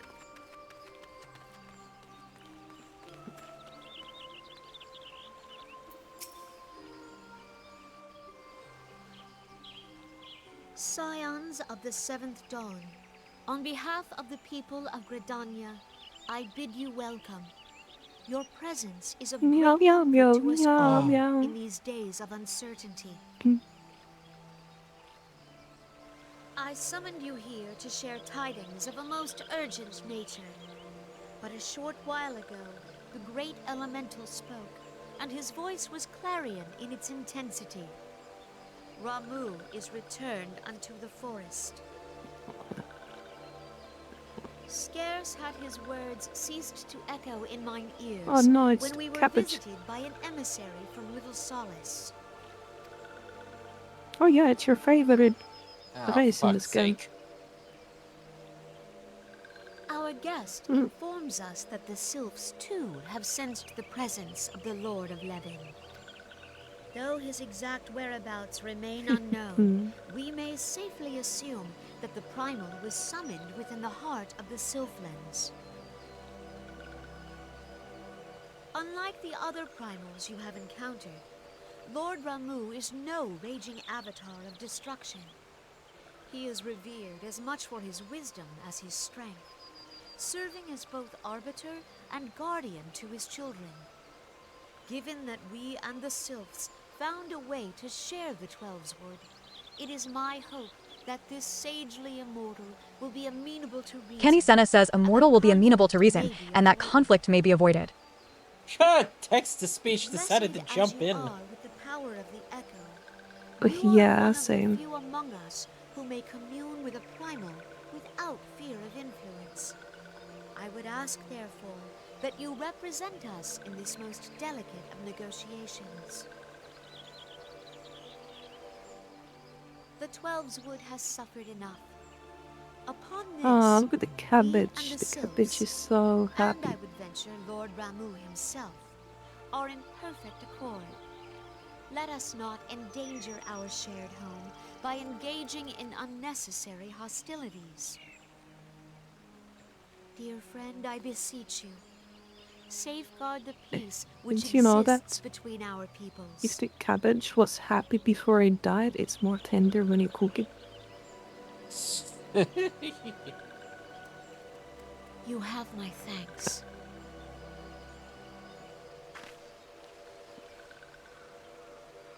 Pray make for Little Solace, then. A member of the Order of the Twin Adder awaits you there. He will advise you on how to find the Lord of Levin.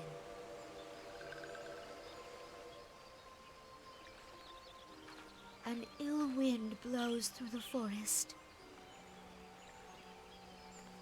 Yet, Bing, bing, it is bong. not only the Twelveswood that flinches at its coming.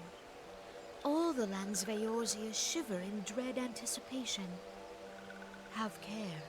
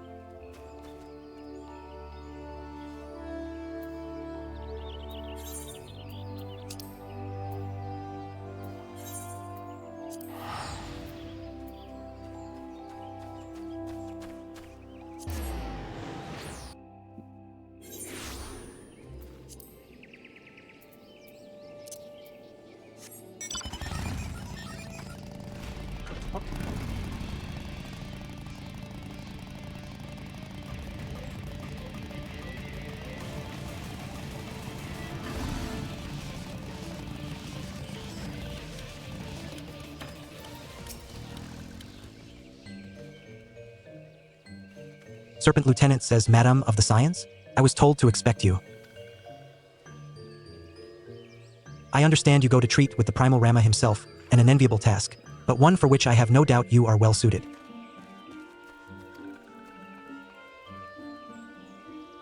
I have been told that your fellow Scions are conducting an investigation of the area as we speak, that we might ascertain the location where the Lord of Levin might be found. I would ask that you abide here until they return with their findings. They have been an impression.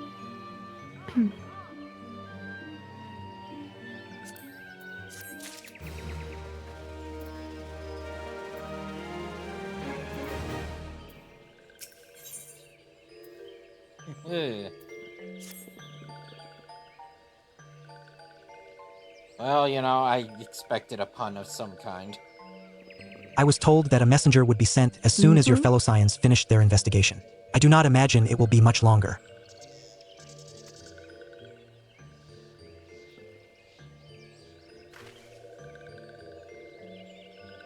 Maxio says this one returns, and returns with good tidings. Wise ones have finished searching, and have wisely identified the precise location where the touched ones summoned Lord Rama. This one. These ones. These nuts. Serpent Lieutenant says your timing is impeccable. My fluttery friend, might you be so kind as to escort this good woman to her fellow Scions? Maxio says it would be this one's pleasure, walking one. Please come with this one.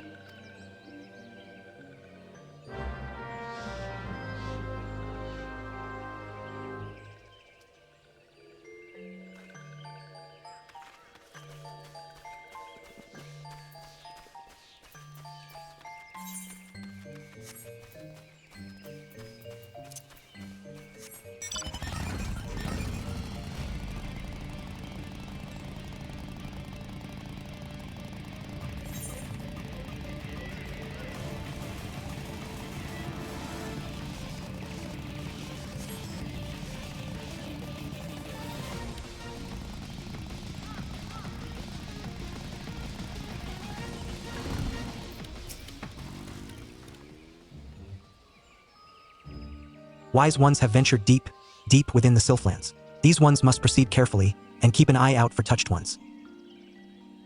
Okay, I want you to know that on my side, we both landed at the same time, started talking, and then your chocobo's ass just popped up in front of the Sylph. Yep.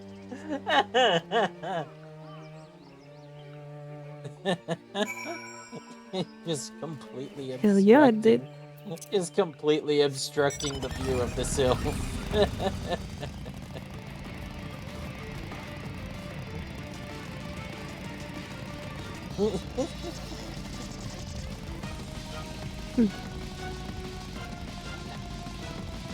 Why you like my chocobo? Is that it? I think it was rather comedic timing. This one is most sorry, but this one can go no further. Draw too close to Lord Rama, and this one may turn mean and nasty like touched ones. And so this one must say farewell for now. Walking one will find wise ones not far from here, to the south. Go in safety, walking one.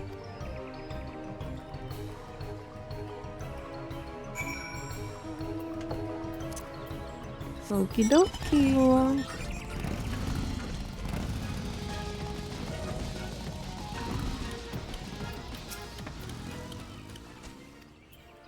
Ida says so. Thankard is Thankard, Papalimo is Papalimo, Ishtola is Ishtola, and you are you, right?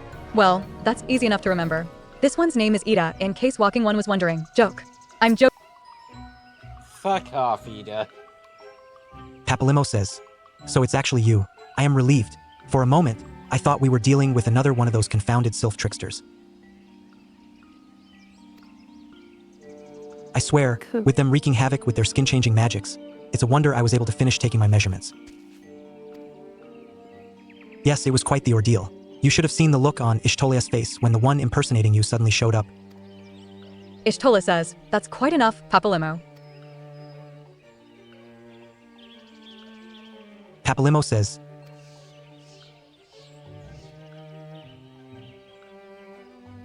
at any rate, as I was saying, I have finished measuring etheric activity in the area, and am pleased to say I have reached an indisputable conclusion, to wit, that Rama was called forth in the vicinity of the Sylph's Etherite.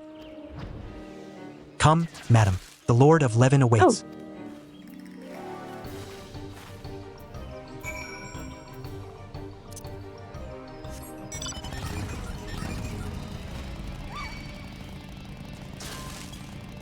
Pew, pew, pew, pew, pew.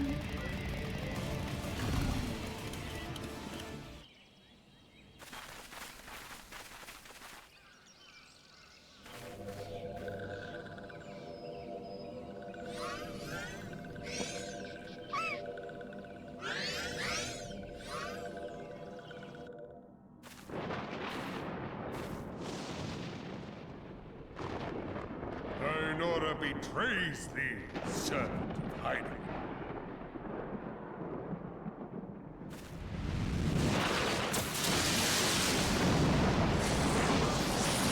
Hi, Grandpa.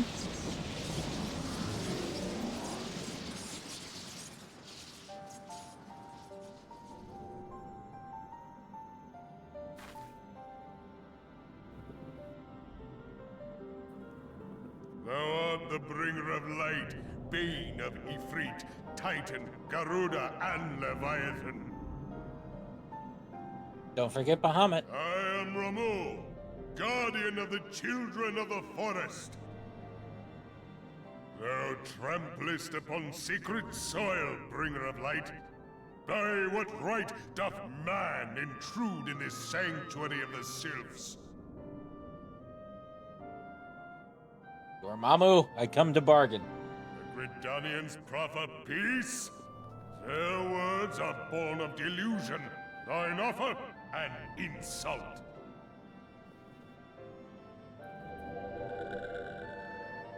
Thou speakest of harmony, yet carest not for my children's desires.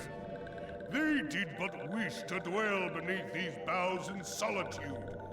Yet even that was too much to ask of man. Thus did they turn to me for succor. The sentence I pronounce upon thy kind is just. Redanian or Garlean, it matters not. The good intent of one excuseth not the misdeeds of the other. Thy conflict hath brought naught but anguish and misery unto the forest. All blame doth lie with the darkness that resideth in the breast of man.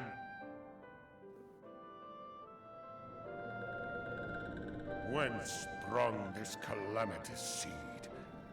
In the beginning no such duality existed, for light and dark given form when man was born. I want to cut off that mustache. It would explain much. Not No. least why strife and sorrow follow ever in thy wake. Thou canst not deny the urgings of thine own nature.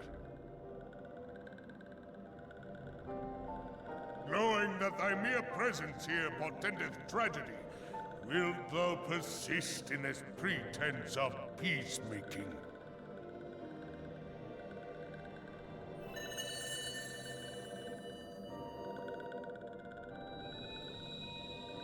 Really? Thou bearest the crystal which I bestowed upon my wayward charges. That they should That's how we're entrust doing so it now? precious a gift to thee. Thou standest apart from thy kin. Thou art Ter- the het wel bringer doen. of light, aye. But there is something more in thee.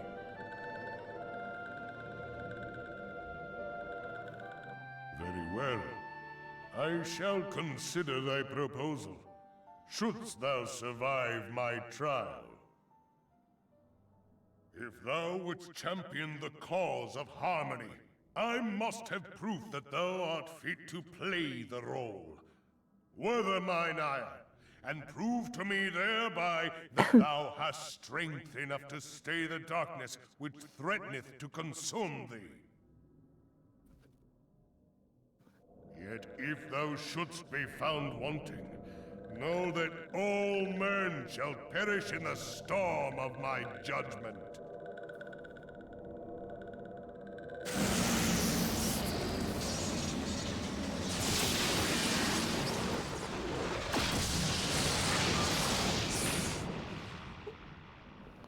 Come to me, bringer of light. I shall await thee on the field of battle.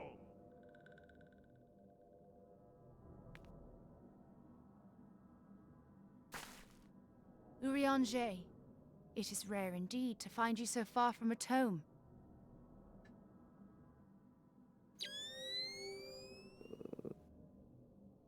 Well, well, well. The Lord of Levin himself. Never till this day had I looked upon his visage, save in painted renderings made faint by time. Ever shall this scene remain etched in my mind's eye. Beg pardon, my lady.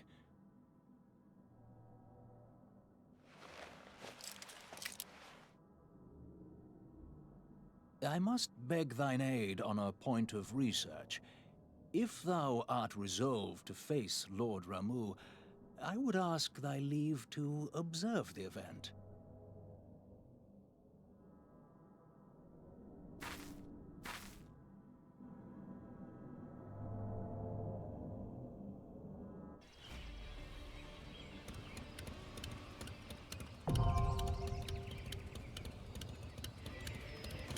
Oh, the striking tree. So nobody's hanging around in it?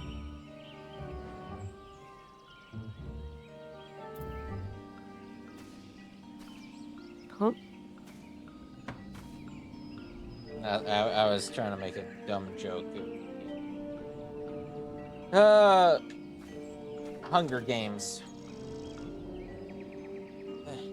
There's a song called The Hanging So Tree. another reference.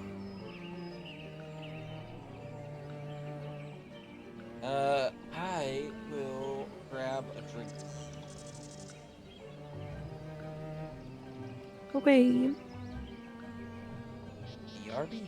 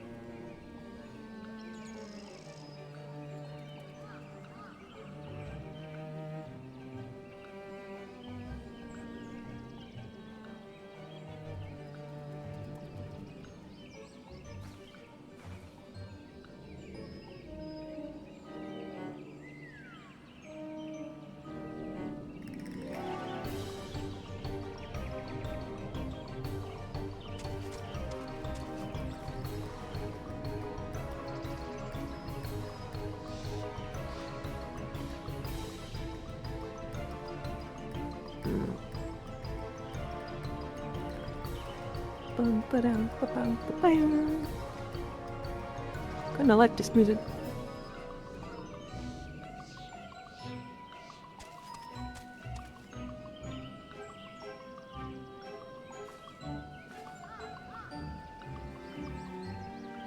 Back.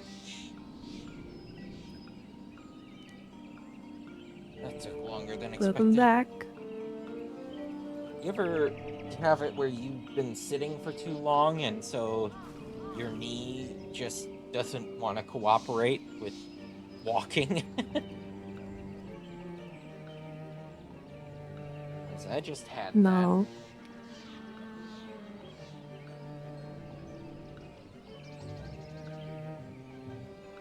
I usually move around pretty often.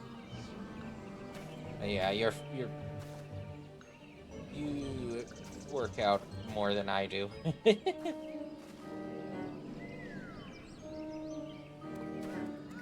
Yeah, but like, I stand up as well, like, walking to kitchen, bathroom, and you know.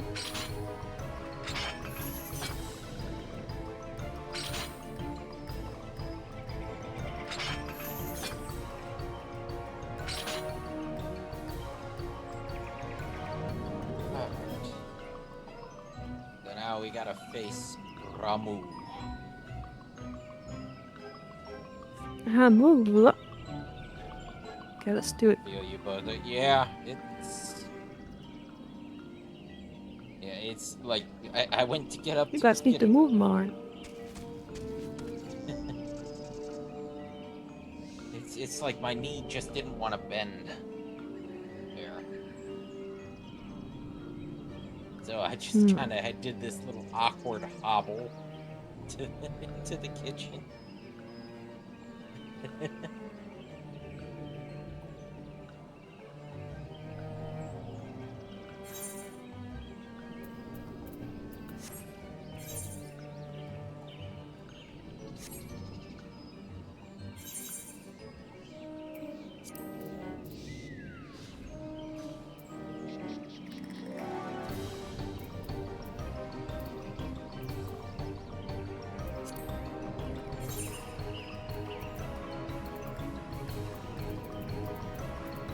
Oh, should I show you some of the fashion I got?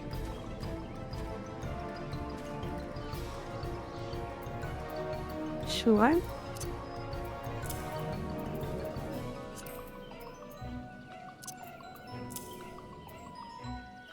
I picked up that Neo Queen outfit. Wow. Nice, nice one.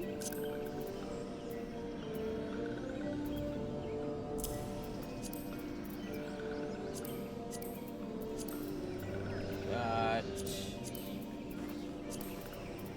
I think it was called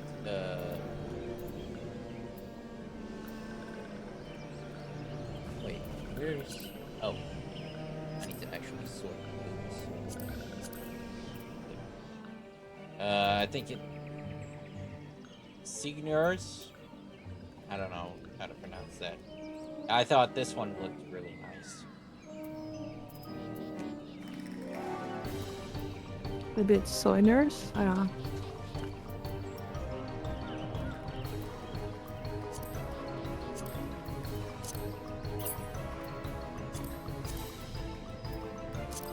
Yeah, I like the body piece. Nice. I like the shoulders and the cape.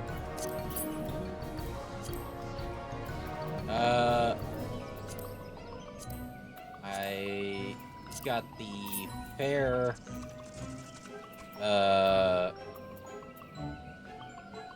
joy or the fair outfit.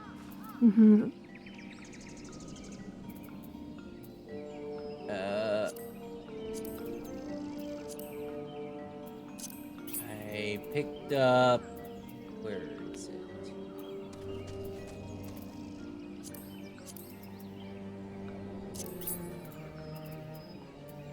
Zero's outfit. This one, I preferred the seniors, but it's not bad. Yeah. It's not bad at all. Yeah, that's pretty good. The hat is nice.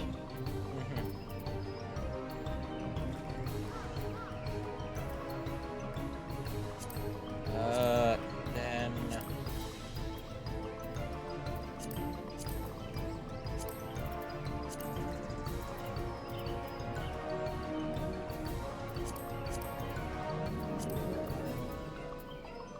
where is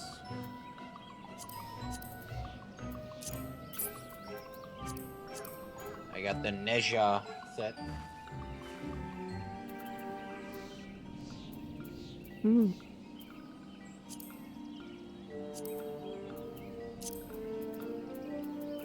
Okay, okay.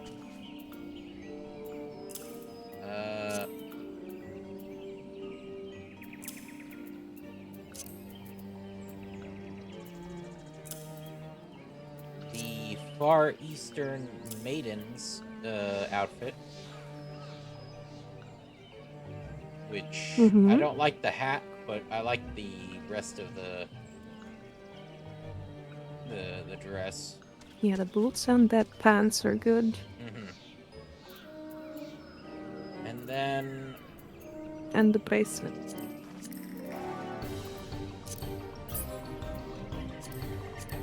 I also got...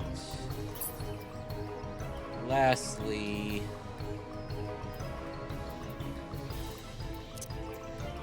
This outfit doesn't come with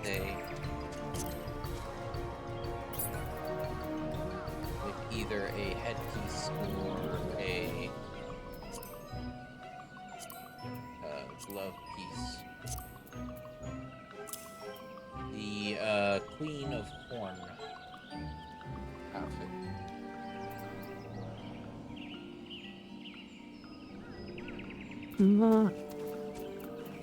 Okay. I haven't put all of this stuff into my Oh, actually, there's one more. Let me see if I can. Ah, here it is. One more?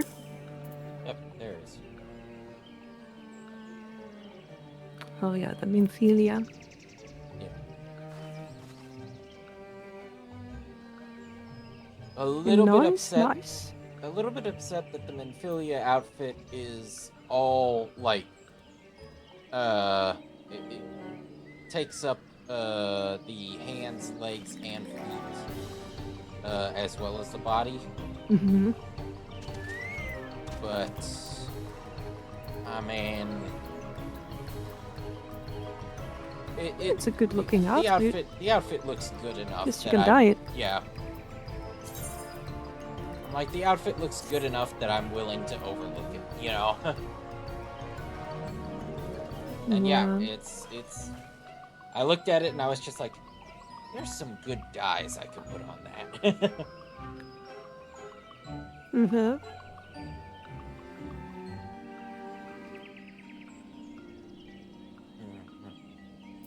Okay, looks like it's time to change to healer. And then watch the party fill up immediately. Yep. Fucking shit. There you go. The fucking insta-fill.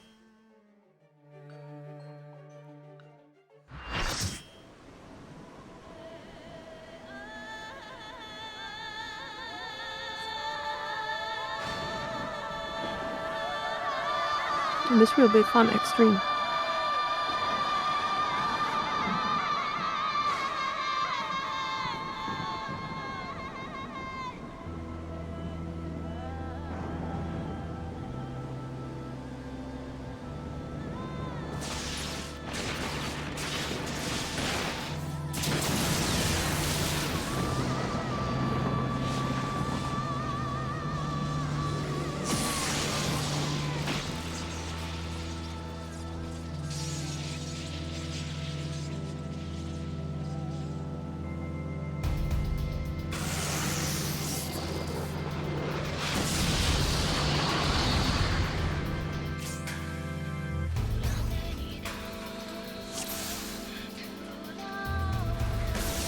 Thou art brave, bringer of light.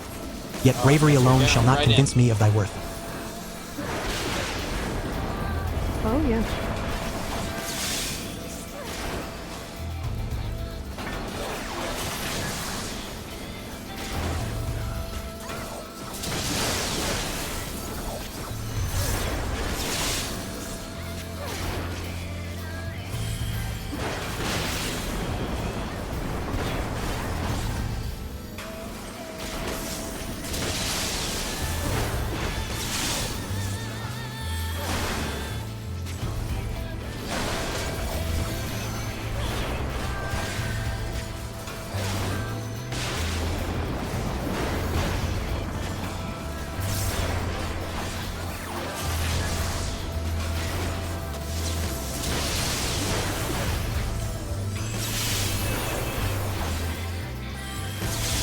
Prove thy words are more than empty banter.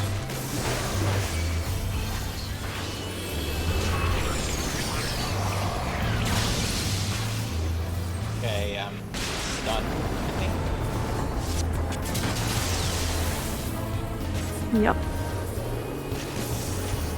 Somebody needs to wake you up.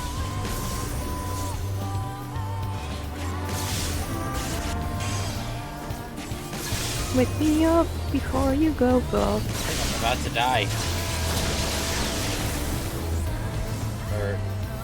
I pronounce thy sentence. By the radiance of ELD be thee judged.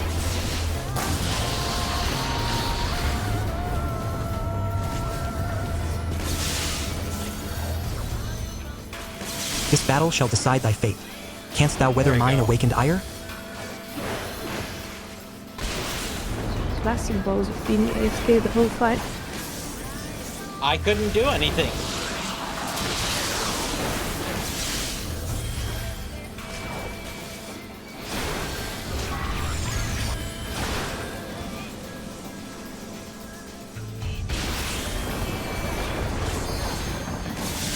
Thy judgment is nigh. To me, mine arbiters.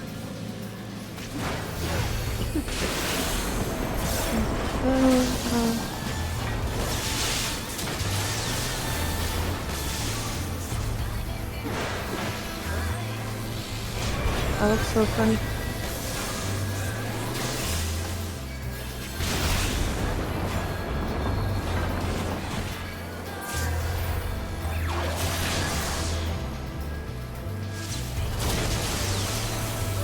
Those problem-solving skills are on display right now.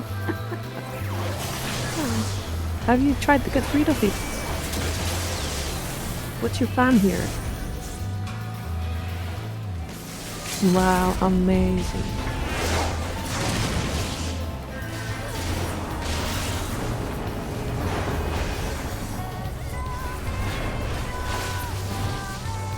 Art thou truly of man?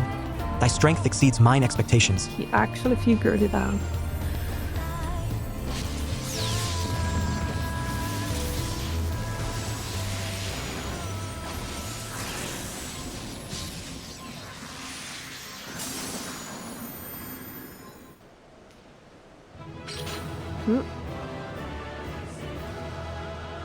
Yay. Alright.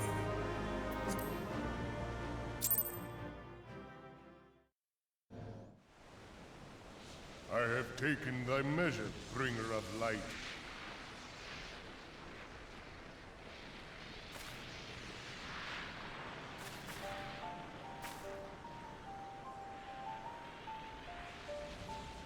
And I judge thee a worthy champion. The task of excising the sin that hath taken root in man's heart is thine. Shrink not from employing thy strength in service to the forest and the wider realm beyond. Like hungering shadows do the enemies of harmony gather, and meekness will but feed them. If man is to be delivered from the dark, it shall be by thy guiding light alone. Stray not from the path, for if thou dost, thy people shall be Okay, Grandpa, let's get you to bed.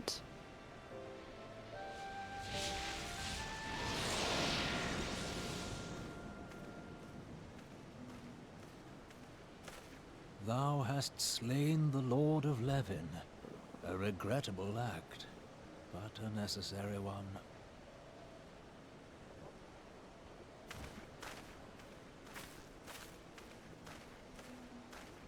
In witnessing thy struggle, a truth hath been revealed unto me.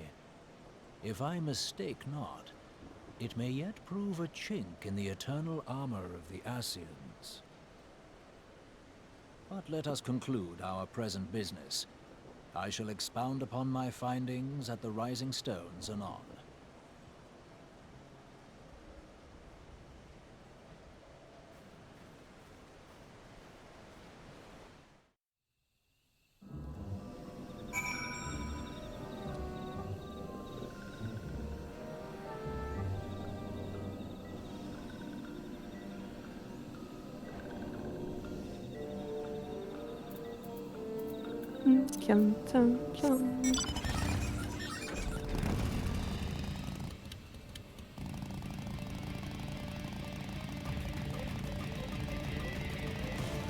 Dang, that's a big marble.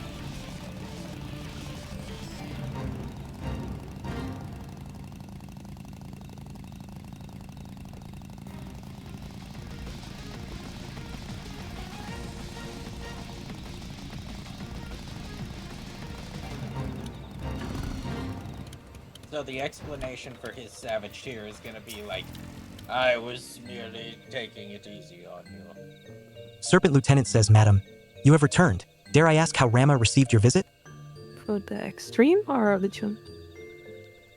Yeah, his actual like challenge. Mm.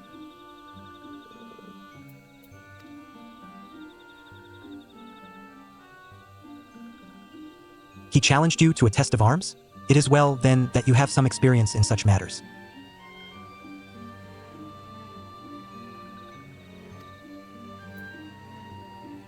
The peoples of both Gridania and Little Solace will be relieved to hear that the Lord of Levin has accepted you as the forest's champion of peace.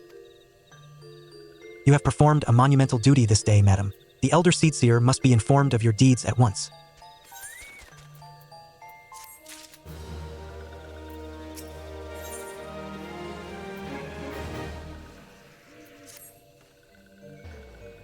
The Elder Seedseer will wish to hear of your experiences firsthand.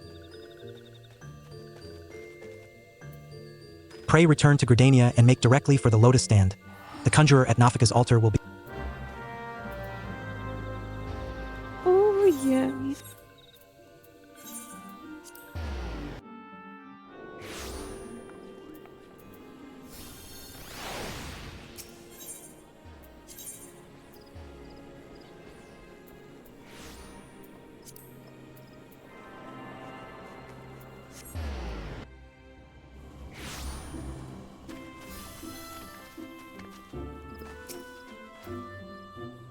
Silent Conjurer says, welcome back, honored Scion.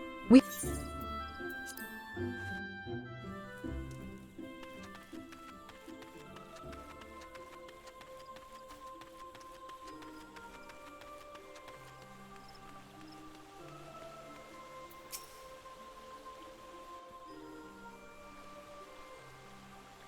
You are returned to us, dear friend, and none the worse for bearing the heavy burden which I did press upon you. Most glad am I of this. I am informed that your efforts to negotiate a peace with Lord Ramuh ended in conflict. Pray tell me, what befell?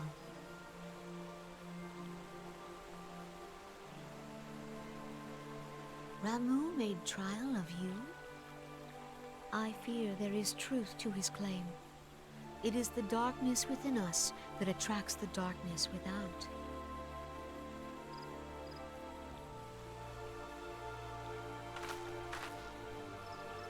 It cannot be denied that misfortune follows man.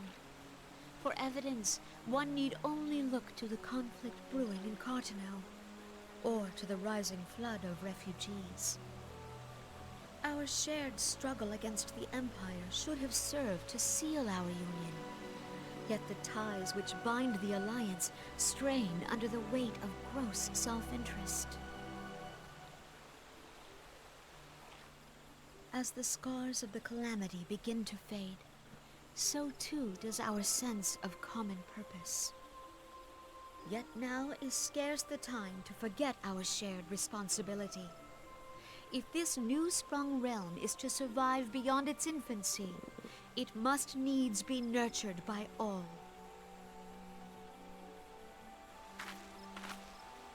Eorzea must be as one. Yet I fear that dream is still far off.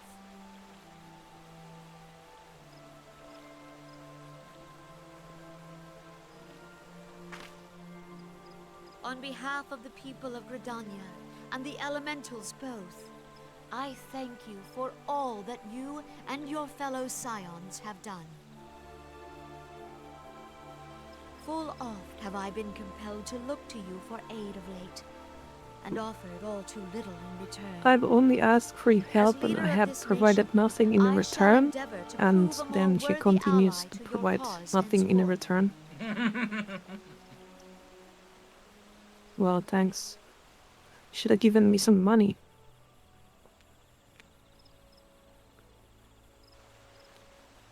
Lord Ramu has departed, yet the keening of this ill wind grows no less insistent. Voices of the forest, pray speak and I shall listen. What unseen evil begets this unease in my heart?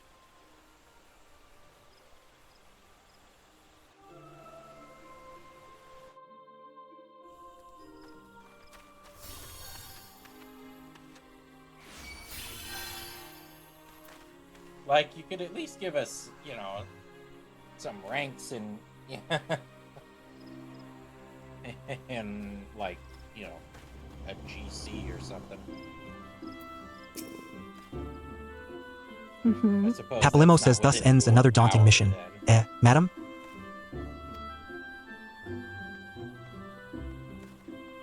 I'd hoped Lord Rama could be No, persuaded she with words only knows alone, how to talk but with nonetheless, fairies and I can only fucking admire the spirits. adroitness with which you responded to the primal's sudden challenge.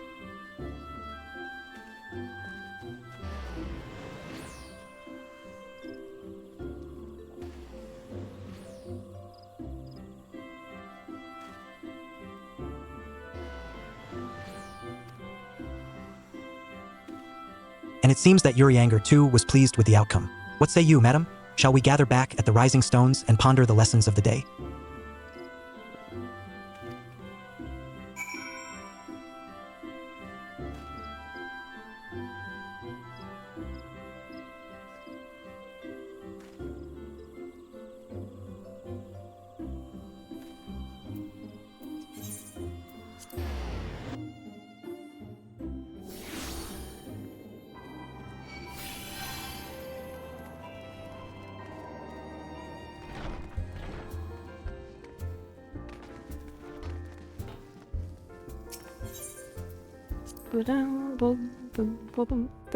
Da-ding.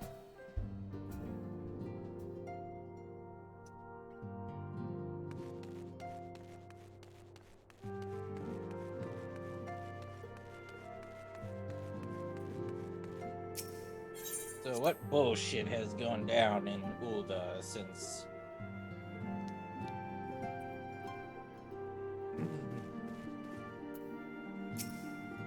Minfilia says, welcome back, madam. Word of your momentous encounter with Lord Rama precedes you. I would fain share news of mine own, but Urianger's discoveries must take precedence. Well, actually, Upon witnessing no, your it's defeat gonna of the be Lord of something Levin, else again. our learned companion was struck with a profound insight regarding the nature of the Ashen's immortality. Let us assemble and discuss his observations together. Yeah, apparently. Like, it's just... Okay, I feel like It a keeps little going bit of, on, Bozic. a little bit of whiplash here. If everyone is ready, let us begin. Yeah. Oh, now we have the nerd moment. The fucking Fiori questing. As all here assembled now know, in its final hours as our Order's headquarters, the Waking Sands did play host to a most unexpected visitor. I speak of the Ascian clad in white, Elidibus. Unwelcome though his presence was, his words that day did serve to confirm a truth long suspected, that the Ascians are eternal beings, to whom physical destruction is as a temporary inconvenience. In the intervening time, Urianger and I have striven to discover a means by which the Ascians might more permanently be slain. And 'tis my belief that we have found the thread that will allow us to unravel the twisted skein of their existence. In the moments prior to Leviathan's most recent manifestation, the Sahagin elder who summoned him was observed to undergo some manner of ascension. The etheric readings taken by Y'shtola at the time of this transfiguration have proven most enlightening. The disruption to the flow of ether was sudden and dramatic. So tangible was the agitation, I scarce had need of my goggles. The significance of Y'shtola's readings might better be understood in the Oh, context here of we mine fucking own, go. taken at the instant of the Lord Get of your Levin's notebooks ready, demise. guys. Unlike the Primal, the Sahagin was not subject to etheric dissipation. Before discussing our new discoveries, it may benefit us all to recall what we know of etheric behavior.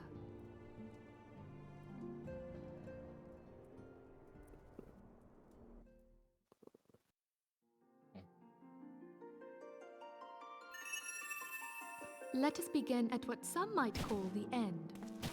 When we who dwell in the material realm die, our spirits dissolve into the flow of ether and are returned to the ethereal realm.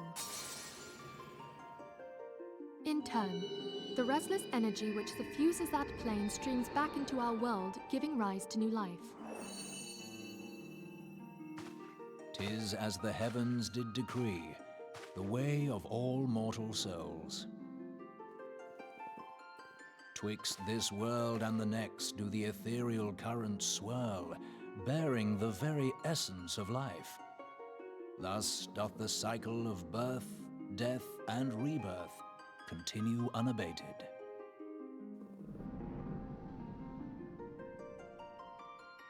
Primals behave somewhat differently.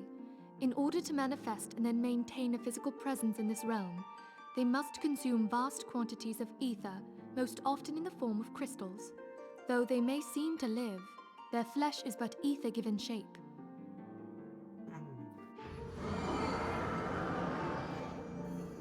Thus, a defeated primal leaves behind no broken corpse.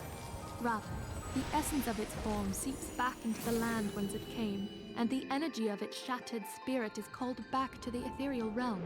It also leaves behind some really cool loot.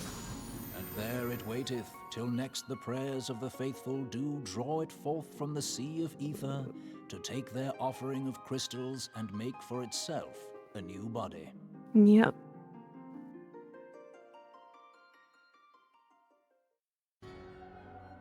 Which brings us on to the third group, the so-called immortals. They exist in a manner all their own. Quite. Even as the Sahagin Elder fell to the Admiral's musket shot, I witnessed the release of an ethereal cloud, which immediately took possession of a nearby minion. A soul that dissipateth not upon the death of the flesh. The secret of life everlasting, and in the claws of a Sahagin no less. But I wonder, what would happen to one of these obstinate spirits should there be no suitable host for it to claim? If mortal death entails a return to the ethereal realm, it seems doubtful that the soul of an immortal would venture there. Nay, it merely withdraweth the distance, unto the shore of the ethereal sea, perchance, but no further. Yes, it exists in neither this realm nor the next, abiding instead in the space that lies between them. The void. The Ascians took control of Thancred by means of a crystal of darkness, an artifact which, if our theories are correct, serves as a gateway to the place I have just described. I was hoping people had forgotten about that. I am sorry, my friend. For a mercy, the weary road of our research hath brought us unto an answer.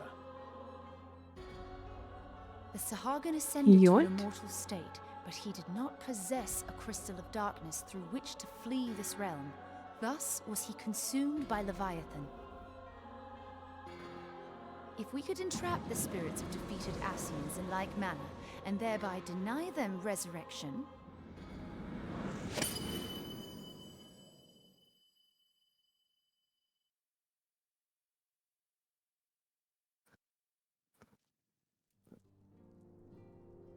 Therein lieth the path to victory.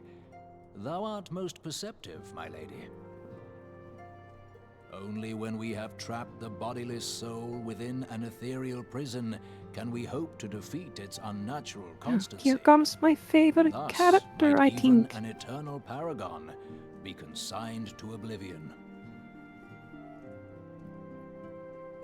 These feats are, of course, far easier said than done. At present, we lack a viable means to entrap and extinguish an Asian soul. Yet, I believe it to be possible. The pieces of the puzzle lie before us. We have but to put them together.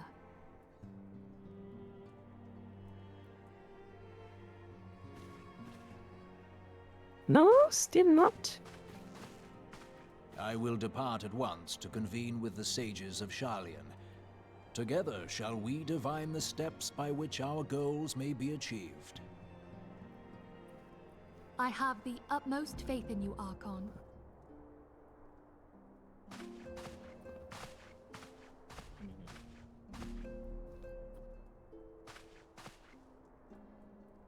Beg pardon, antecedent, but I would raise one final matter.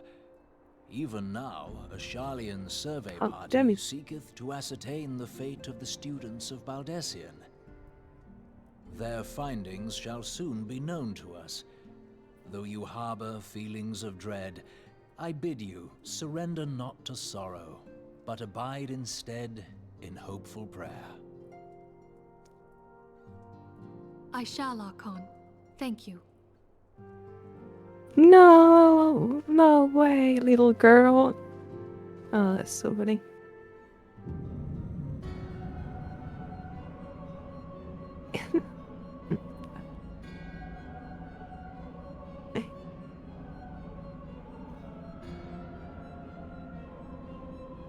Igiorum says the Lord of Levin is returned to the ether, as was Leviathan before him. Nibrialis says Rama's acquiescence was most intriguing. Emeraloth says Inferno, Vortex, Crag, Whorl, and Levin all have now been humbled by the bringer of...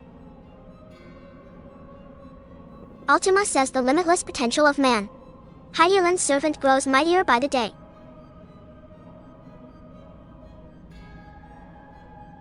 Elidibus says yet she prospers at great cost to her mistress, whose strength is all too finite. 7 times have the masses survived the rejoining, but their souls are grown weak and wan. Oh. Labria is Yet the even as it only enervates, the ardor empowers not our little master. girl. All that remains is to nurture the strength of the gifted, to forge the final key.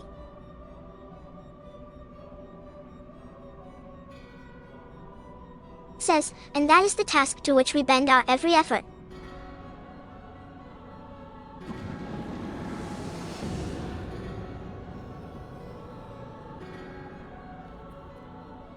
Lahabria says divine seeds were ever wont to quicken in Eorzea's fertile soil. We need only lead men to the field, and by their eager hands shall a new deity arise.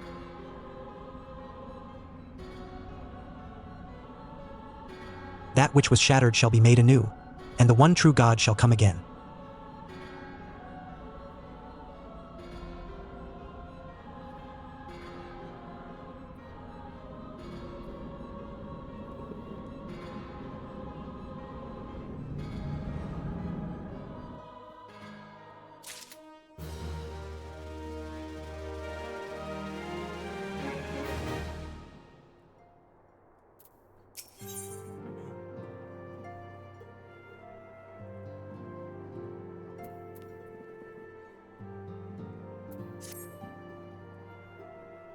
Alright. Minfilia says now the matter of Rama has, for the present, been put to rest. There is something I would show you, madam.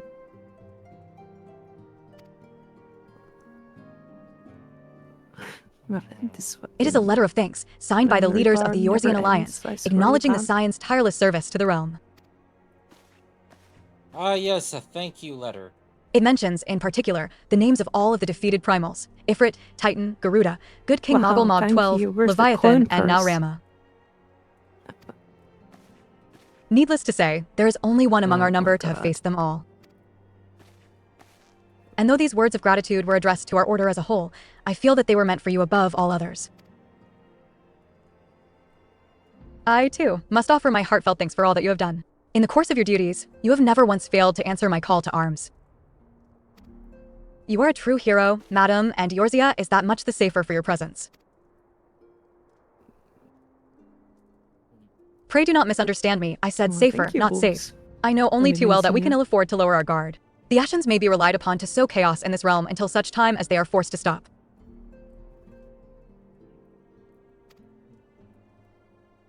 Why, even without their encouragement, you may be assured that man would foment strife on his own. And that is to say nothing of the beast tribes. Unless we learn to live in harmony, the primals, too, will return to plague us again and again and again. And yet, despite all of this, your deeds serve to inspire the people, to give them hope for a better tomorrow. And there is no greater gift. That we have the courage to strive for what might otherwise seem an impossible peace, we owe in no small part to the dangers you have faced on our behalf, and the people you have won over to our cause in so doing. Our list of enemies has ever been long, but think of the allies with whom we are now blessed. Of the sylphs of little solace, who wish not of conflict. Of Alice, who strives to unearth the terrible secrets of the calamity. She already did that. And then there is Sid and the Fellowship of Noah, racing to unlock the mysteries of ancient Alec that we might be spared the horror of another Ultima weapon. Of course, when speaking of our greatest allies, we must not forget those closest to us, by which I mean our fellow Scions. Thanks to their many and varied talents, our order is uniquely equipped to combat the far-reaching corruption of the Ashens, and combat it we shall. Says your enthusiasm is truly heartwarming, antecedent. Given our embarrassing wealth of allies, I trust it will not inconvenience you unduly if I absent myself for... I didn't realize your voice could go that high there, Minfilia says Alphanod. Alphanod. I take it the troubles in Ul'dah no longer require your attention?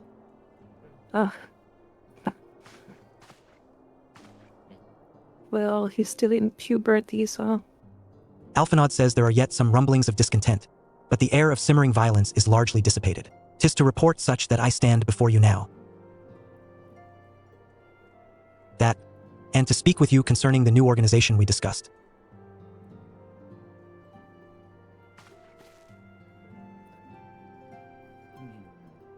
Ah, I have a message for you from ELE. Ahem, you recall the refugee girl? The one whose parents were missing. They were found unharmed. She wished me to pass on her thanks to you. Minfilia says why Alphanod. Am I to understand that you made the effort to remember the poor girl's name? I look forward to reading all about her in your report. I do hope you left nothing out.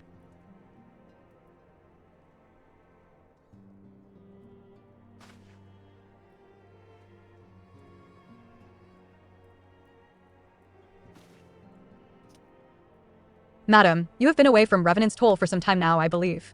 Might I suggest that you put the affairs of the realm to one side for the moment and take this opportunity to reacquaint yourself with the town? Which reminds me, one of the Doman children recently inquired as to your whereabouts. Yozen was his name. I believe he has some small matter he wishes to share with you. Why not oblige him with a visit?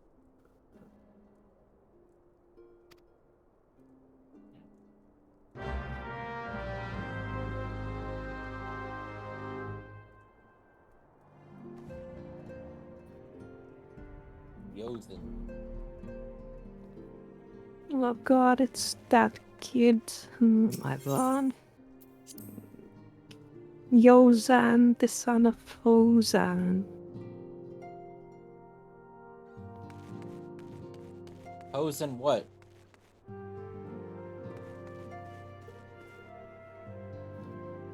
What? Oh, just Hosen. Yeah, Hosen what? Hosen Beaches. Yozen says, look, it's Miss Madam. She's back. We heard you were off fighting primals, and that they're some of the strongest enemies you could ever face. I wish I could have seen you in battle.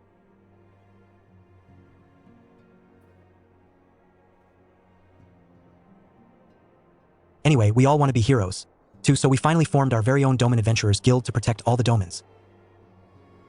Oh yeah, it's the Racist Guild. Oh, do you think you could train us today, Miss Madam? Maybe you could show us how you fought the primals. Says what's all this commotion, then?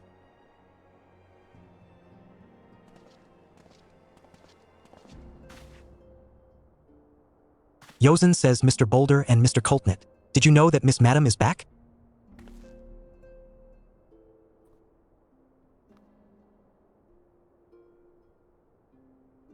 Oh, yes. Hori Boulder says, so Holy it would seem. Boulder. Welcome home, madam. My companion and I but recently became Yep. full members of the Scions, and I believe proper introductions have yet to be made. I am known as Hori Boulder, and this bookish fellow is Coltnit. Though we remain largely unproven as adventurers, we have taken it upon ourselves to instruct the Doman younglings in the arts of combat. Ah, yes. We train the children for war. Yozen says, ugh, I told you, Mr. Boulder. We are not younglings anymore. We are adventurers. Oh, God. And we were just asking Miss Madam if she could give us some special training. I think we're ready to hunt monsters alongside her, don't you?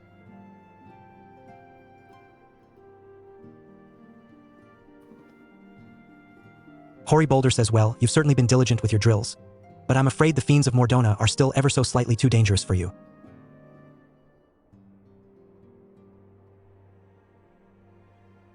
I have a counter-proposal. What if I were to cross swords with Madam? A demonstration of skill at arms, if you will.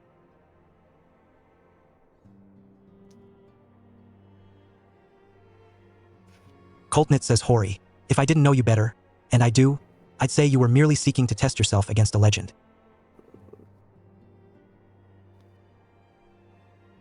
Hori Boulder says, ahaha. Why? Well, mayhaps I am, but what matters the motive when the children stand to learn so much from the lesson? What say you, madam? Would you consent to spar with me?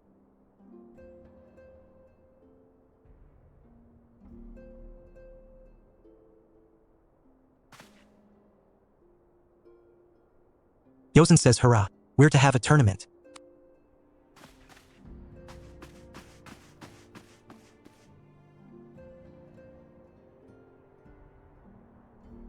Coltnit says, do try not to disappoint them, HM?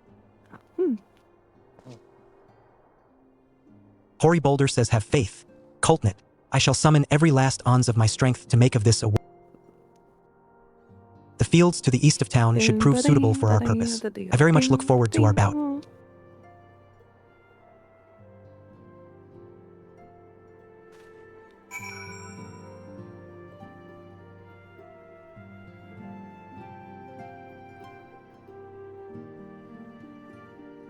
I'm sorry, but when they said, like, we're not younglings anymore, my mind immediately flashed to Star Wars, and I saw Anakin pop around the corner.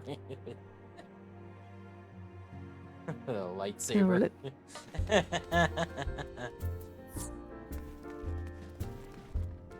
Master Skywalker, there's too many of them. What are we going to do? The children get murdered.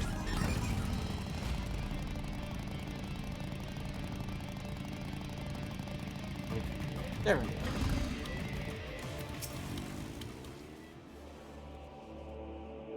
'Twas good of you to agree to this, madam. I trust you are ready.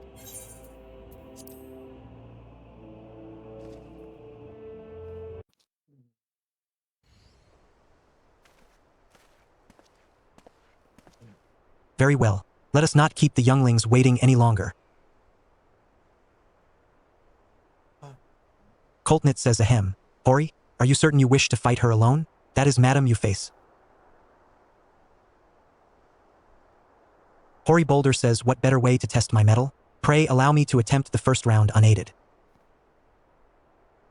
After all, 'twas this hero's legend that led me to join the Scions to begin with. Without madam to inspire my efforts, I would not be half the warrior I am today.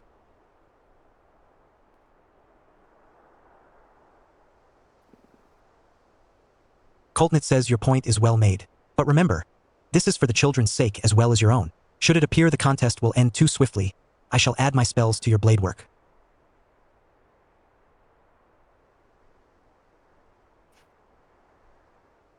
Says hello. You haven't begun yet. Uh-oh. More audience. Yeah, I figured Ida would show up. Hori Boulder says, Ida? What? Who are all these people?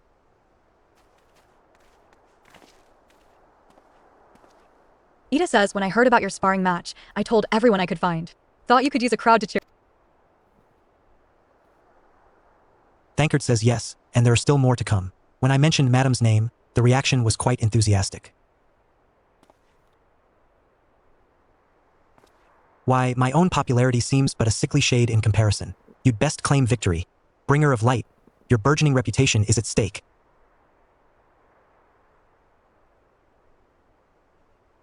Yozen says, well, our teacher won't be beaten.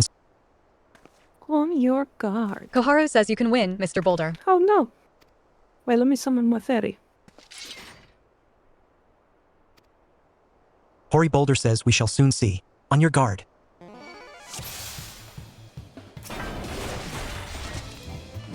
Day and night I've honed my skills. Now comes the time to test them.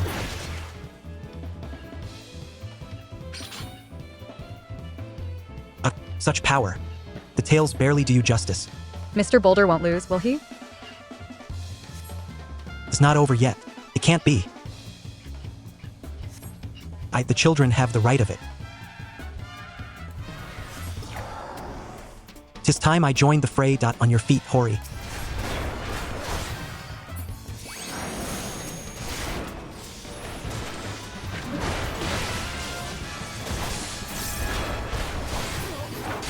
I must admit defeat. 'Twas an honor and a privilege.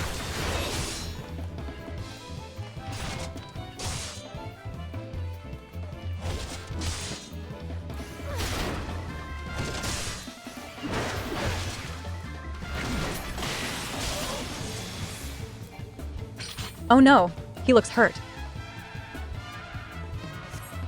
Miss Madam is so strong. But you can't give up, Mr. Boulder. Can't disappoint the younglings. Rara. Never have I faced such strength. But the lesson must continue. 'Tis your example I follow. Surrender not to the implacable foe.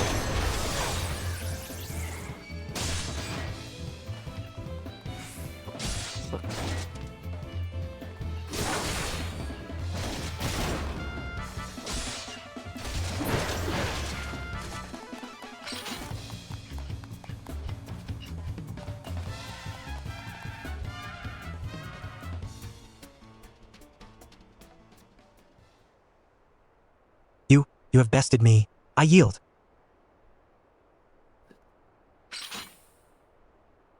Yozen says.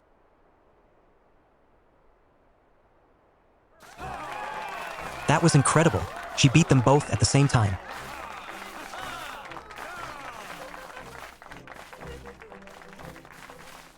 Frontier Hand says we knew you couldn't lose, madam. Experienced Adventurer says now I see why they send you to deal with the primals. I've much work to do if I'm ever to attempt the same.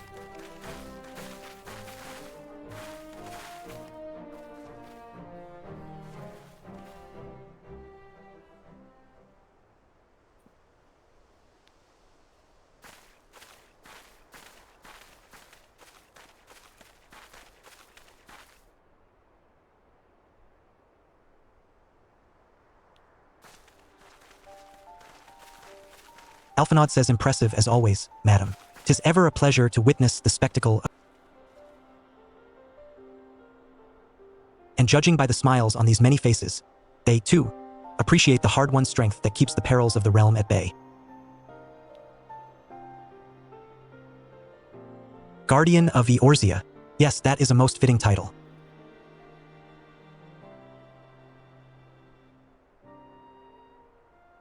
Do you recall when first we met? 'Twas at the memorial service for the Battle of Cartneau.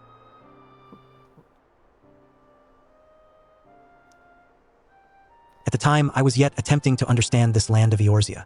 I sought to grasp the reason why grandfather willingly sacrificed himself to protect it.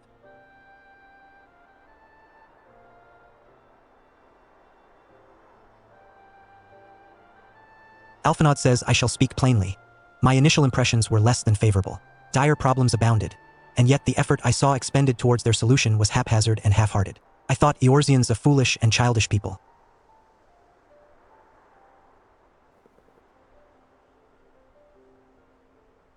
Considering the shambles their home was in, I would not have been surprised if some had chosen to swear allegiance to Gaius and the order he proposed to enforce. The Legatus's single-minded military invasion precluded any such switching of loyalties, of course.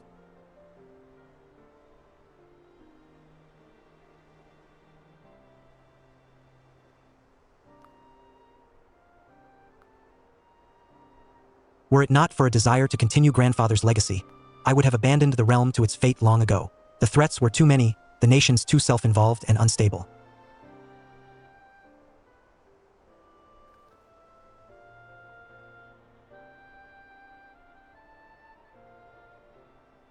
'Twas you who convinced me the salvation of Eorzea was possible.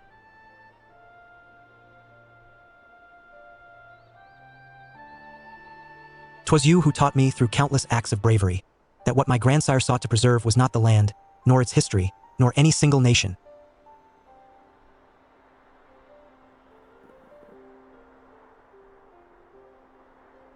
It was the people. These wonderful, oft infuriating, stubborn people that suffer blow after terrible blow only to drag themselves back to their feet to face another day.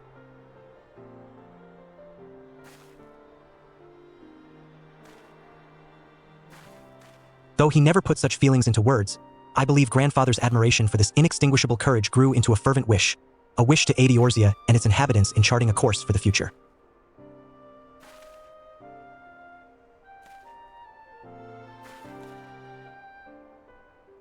No. A wish that has now become my own. Go.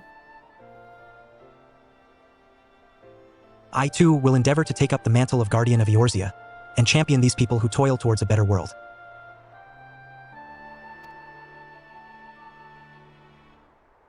Our cause, however, is not a simple one. The troubles that plague us are of a scale that cannot be solved by the scions of the Seventh Dawn alone.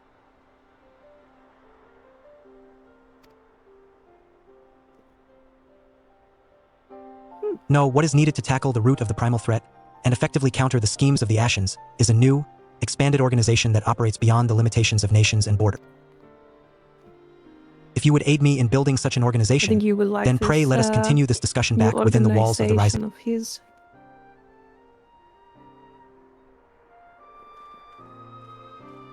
It's called the Blue Beaches.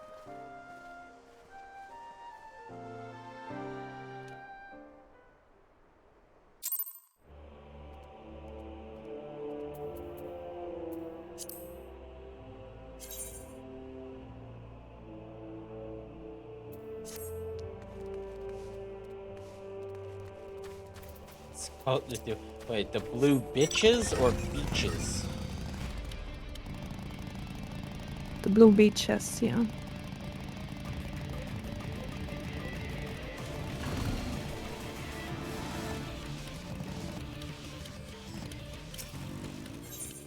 Hi, Kura. Hi, Kura.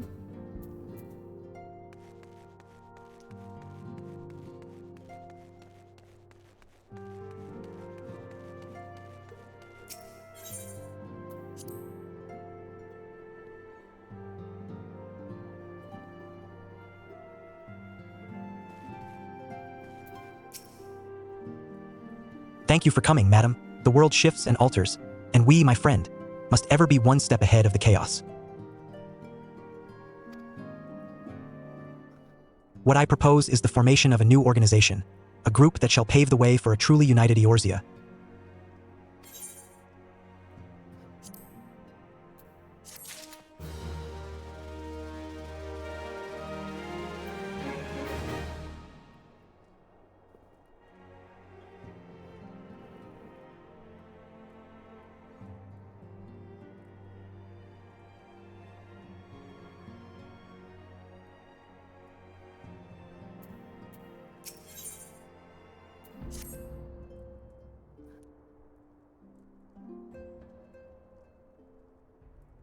Pray forgive me if I tread over old ground, but I would first speak of the grand plan.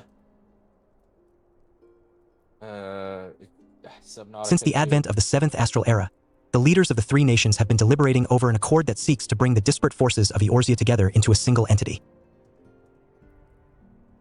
I would definitely not play it unless I had somebody to play it with. A realm-wide grand company, if you will. The military might of such an institution would be drawn from every corner of the land and directed against threats that no single nation could hope to overcome alone.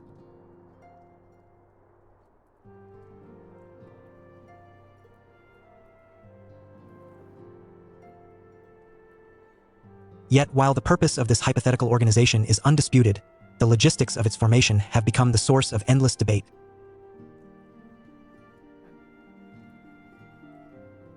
And the longer these discussions continue, the more I sense the impetus towards unification draining away. Thus have I been campaigning for the creation of what might be considered a trial company.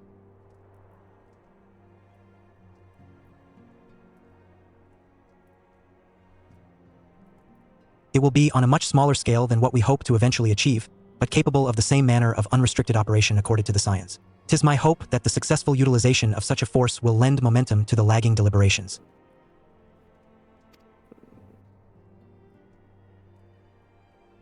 Also, being a primarily military outfit, I mean to assuage fears of its misuse by placing the fledgling organization under the authority of the Antecedent.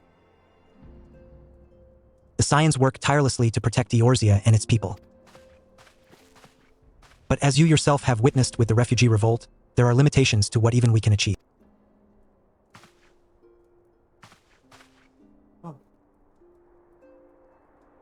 With this new company under the Scions command, however, we will be capable of responding to a wider range of difficulties without straining our resources or overtaxing your formidable talents. The goals of my proposed organization and those of the Scions are ultimately identical. I want to accompany you, Alfinod. Please leave me alone. But before I can move forward with establishing this precursor to the true, border-spanning Grand Company, 'tis yet necessary that I visit the three leaders and gain their official approval. A tiresome and time-consuming task, which is why I would ask that you accompany me on the journey, and attend to the business of recruiting our inaugural members while I am otherwise engaged with bureaucratic formalities.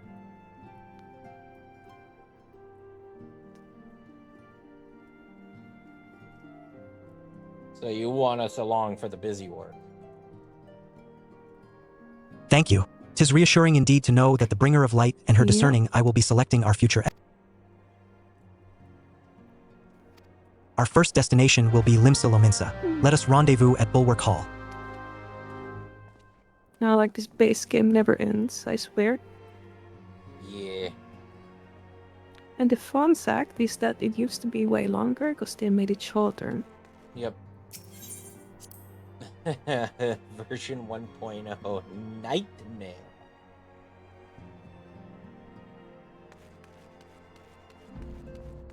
You know, like back when I started, it used to be longer. But then during like maybe late Shadowbringers, they removed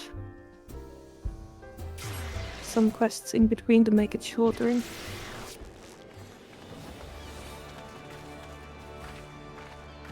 Yeah, Kuda, I would, I'd love to play Subnautica 2, or stream it, but I would definitely play it with other people. That would have to be a condition, because I don't do fucking There you water. are. I am ready to ascend to the bridge and speak with Admiral Blofuswin. Oh yeah. Have you played the While the first Admiral one, and though? I are finalizing promissory boundaries and signing parchments, I would have you begin the recruitment process in earnest. That was another part of the problem, is that it was like playing Minecraft by yourself, you know. It's, for me, I was sit there and I was like, yeah, the game is beautiful, the game is great, but I'm building these bases, you know, and there's no, like, it's very lonesome, you know.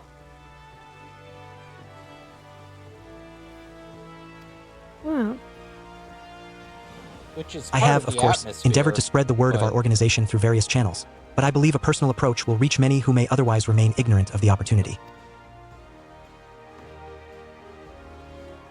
As for potential members, 'tis of no matter should they already be Yeah, I pledged might to another stream it institution, sometime. only that they are willing to lend their strength when the situation demands it. And you needn't range into the countryside.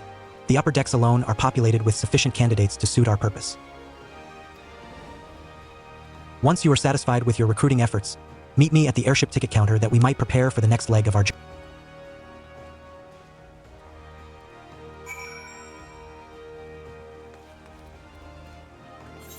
oh my god. Have to visit all of these fucking places, like, god fucking damn it.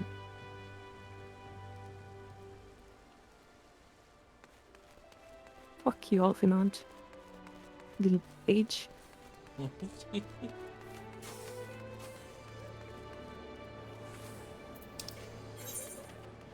I hate him.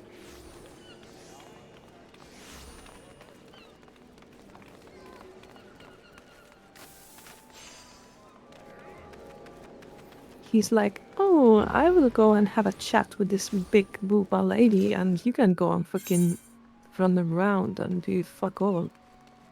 Yeah, he's like, you can do the busy work, and I go and talk to Madam Big Tits. Yeah. How is that fair?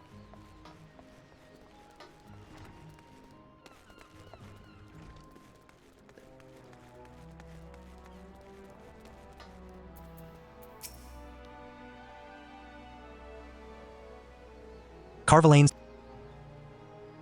But the Krakens well know that there is a time to act and a time to watch, and I'm afraid this trial company of yours falls into the latter category.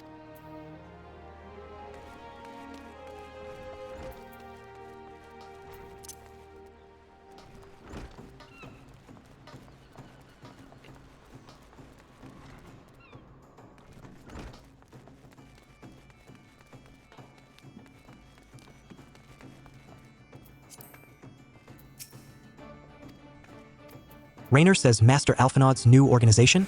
Yes, I had heard the formation of his trial company was in the offing. 'Tis with regret, however, that I must decline your invitation. As commander of the Yellow Jackets, the protection of Limsa Lominsa must needs receive my full attention. Oh yeah, but it's the, I've also learned that if I click fast enough, the dialogue will continue while I'm walking. Well, it kind of... It might bug out if you just spam it, like all of it. At least that's what happened to me. If it's short enough, it like... Rosalind says, eh? Who in the bloody elves do you think you're talking to, Drylander? I'm a pirate, not some sawed-in knight in Chernine plate. If you look in fair self-righteous fop, try knocking on that dandy Carvelane's door. See, I wasn't gonna do it with that one because it was a little too long. But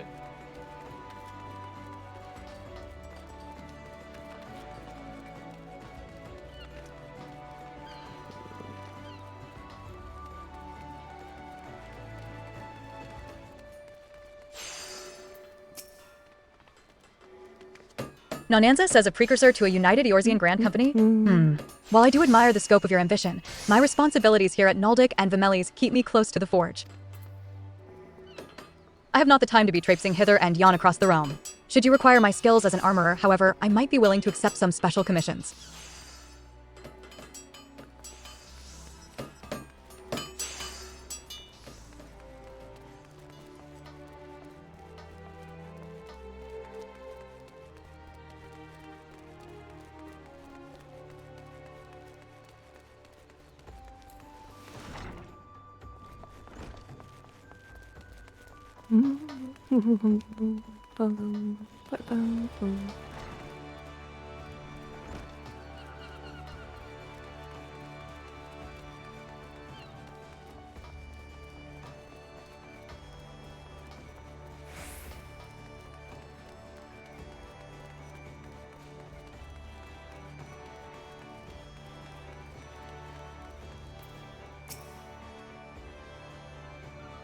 Ryal says, well, if it ain't madam, I'd not forget a venturer brave enough or daft enough to seek the shortcut into Titan's bedchamber.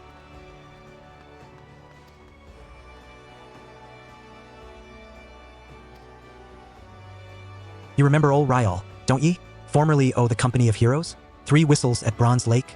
Aye, it ain't often I drag me arse out to Limsa for a drink, but I'm right glad I did. How fare ye these days? HM, you're looking to put together a new crew? Top-tier work? Ha! Sounds like a right lark. It does.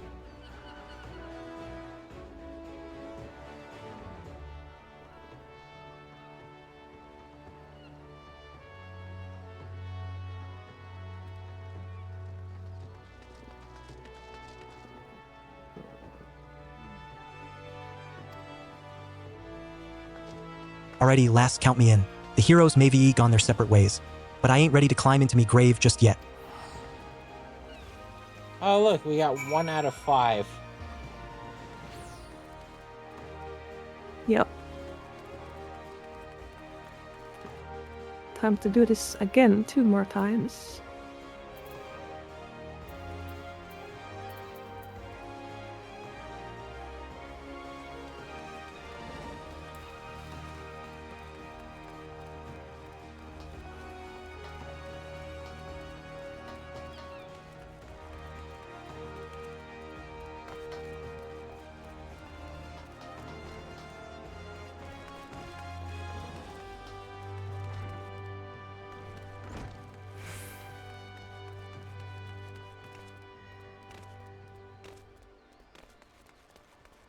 Yeah, I feel like Alcinoud is using us right now.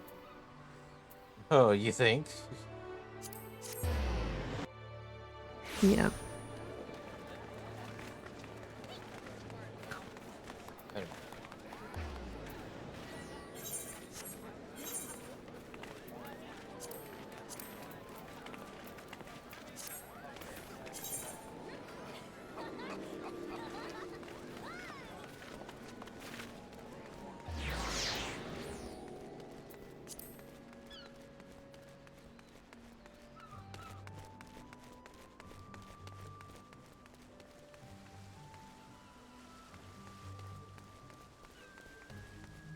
Oh, I need to go back up to... Okay.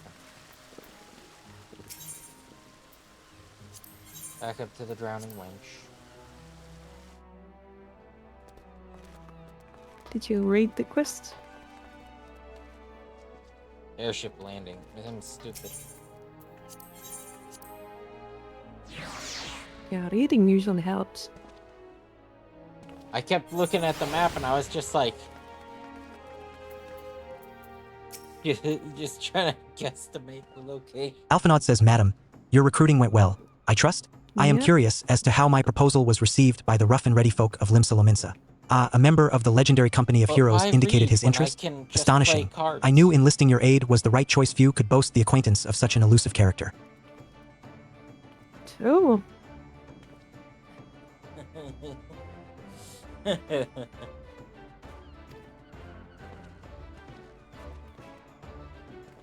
I too was successful in my task.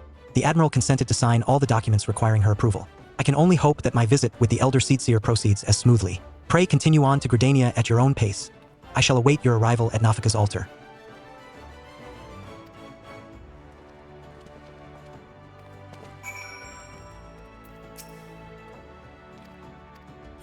Foreign Levy Flyer says, Lieutenant Bozek, well met, well met. Come to join us on the front line? Or perhaps you've questions to ask.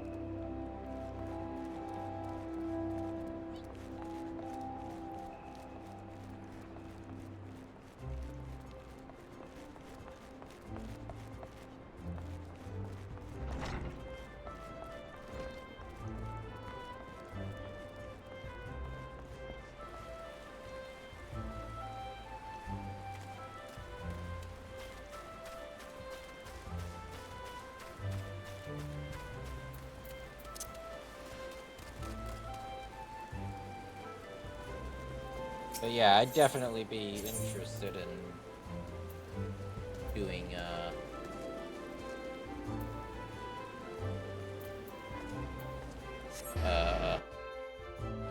Subnautica 2 stuff. Just I don't want to do it alone. Alphanod says my audience with the Elder Seatseer is due to commence momentarily. I would be grateful if you would once more see to the task of recruitment here in Gridania. After you deem the well of potential candidates has run dry, let us rendezvous at the airship ticket counter as before.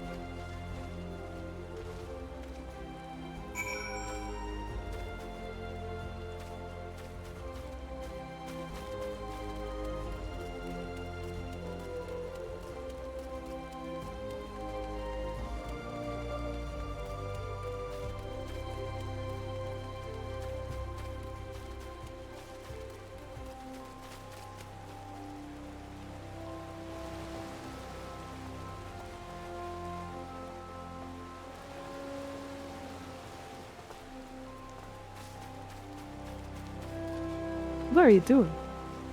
I thought I could get through on that side, but I was wrong.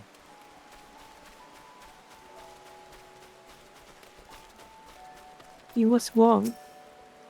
Oh, it's this guy. Fuck this guy. Laurentius says, "Oh gods, can it truly be you? By what fickle fortune must the first face I see upon my release be yours? Oh could it be that you don't remember me? It is I, Laurentius, the man whose crimes you exposed. Who? I remember who he is, Laurentius, but I was selling maps and supplies to the Garleans before you and those red-belly poachers mopped the forest floor with my erstwhile I'm sure employers. It's a great idea Here to now, recruit him. just how many criminals have you dealt with that my ignominious tale ignites not the slightest flicker of recognition? The less said of my past, the better, I suppose. And what of you, adventurer? What business brings you to this part of Gridania?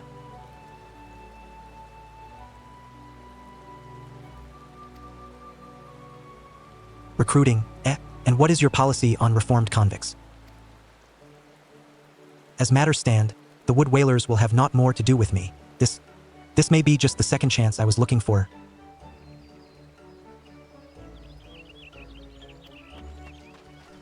Revenant's toll, you say? I shall leave at once. You shall not regret this, I promise you.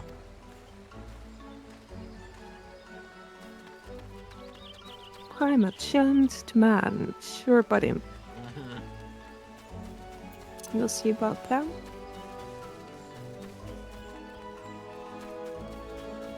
We will see.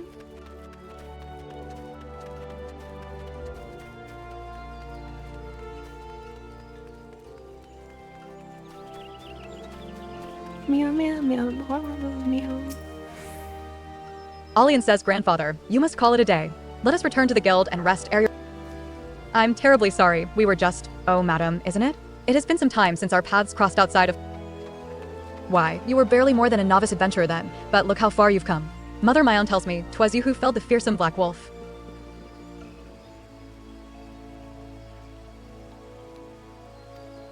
And now you seek stout-hearted souls to fill the ranks of a new order? Well, your cause is undoubtedly just, and my old companion here would be much relieved to see me in good hands. Yes, I'll do it. This is the very thing I've spent my entire adventuring career working towards. I shall join your company just as soon as I've seen Isildur safely home.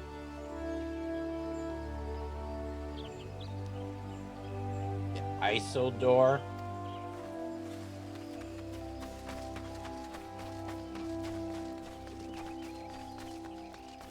He's not gonna come across a ring, is he? Mm-hmm.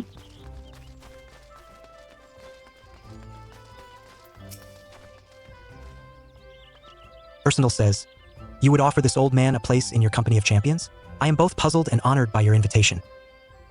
Meow, meow, meow, meow, meow.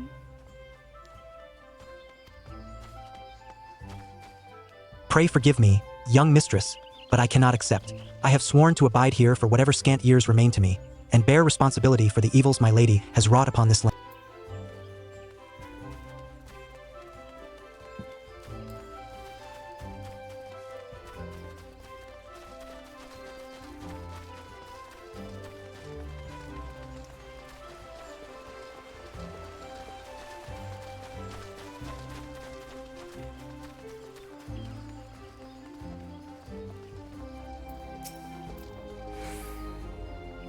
Seeing Guild says, 'Tis not often a guild officer such as myself gets recruited.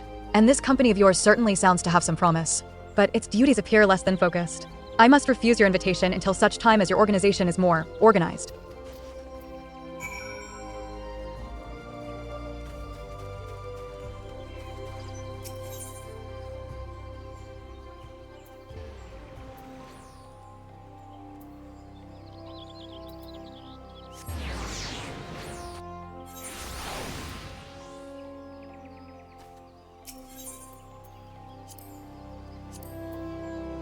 Who's still not fucking reading? Holy shit. Yes, I am. Oh my god. Oh, you went to the conjurer place first. I did. I saw it. I'm watching your stream. And? Well, that's not where you were supposed to go.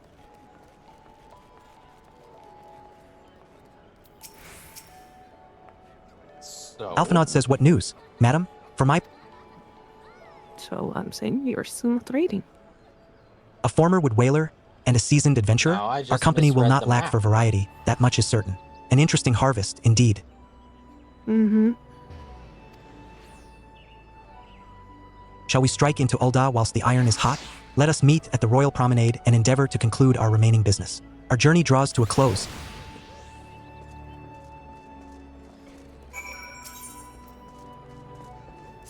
Holy moly.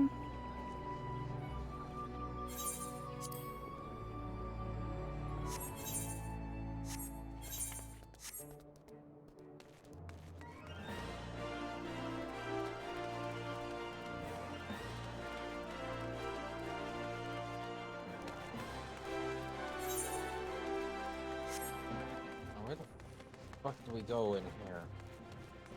See, now this is where I'm lost. Yeah.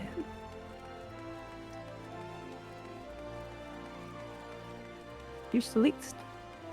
Huh.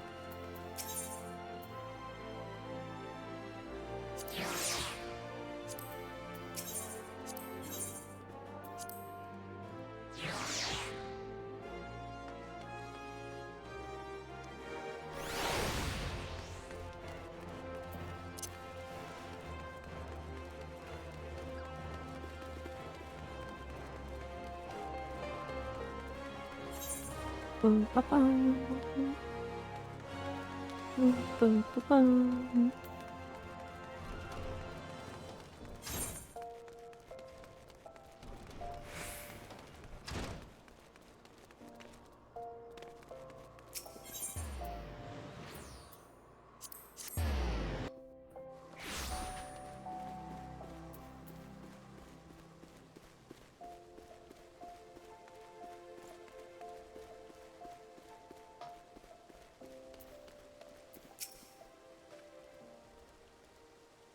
Ul'dah, the Gilded City, where one's fortune defines one's worth. I hope some manner of fortune is with us, and that this final leg proves as successful as the previous two. Might I suggest descending to the lower level before beginning your recruitment efforts? I do.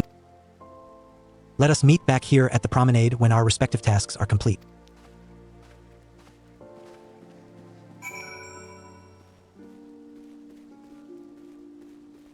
What, dude? Hunting. Fuck you, dude. But to be last time. I'll never do anything fucking.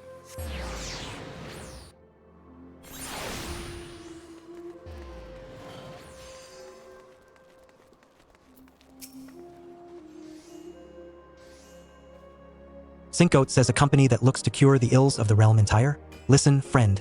I can scarce bear the complaints of the next stall over, let alone the conundrums of a neighboring nation. I bet we get like 0 from here.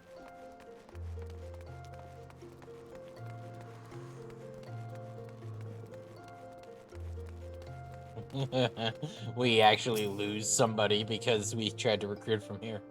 Landybert says, you'd be surprised what rumors drift down to Pearl Lane. I know of this glorious new company of yours, and just how far I'd go to avoid getting involved with it. Whispers on the street say your organization is funded by corrupt coin, by syndicate money. If you think you're recruiting for a just cause, then you're a bigger Well, what fool a than I great took you for. start, Elfinod. It's going really well so far.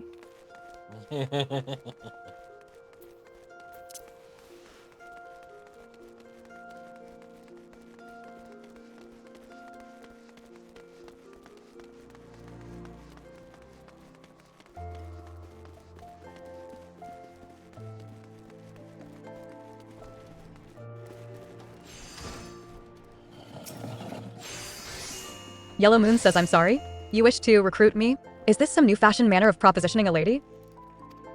Well, I'm afraid you are wasting your time. This lady is already spoken for. Good day to you, miss. Oh, fuck you too.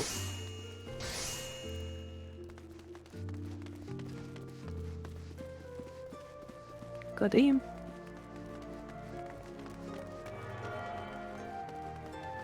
That was the equivalent of walking up to a girl to say, you know, like you dropped your Orson says, AirPod oh, or what a happy something, coincidence. And then she's like, I have a boyfriend. And I must also thank you for preventing that fraudulent priest Okay. from preying on Drabone's less fortunate. No. A most upsetting business.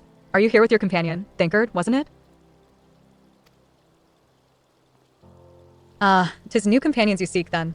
Your proposed organization sounds a powerful force for good, but my place is at the church with the children. Nevertheless, I wish you well in this undertaking.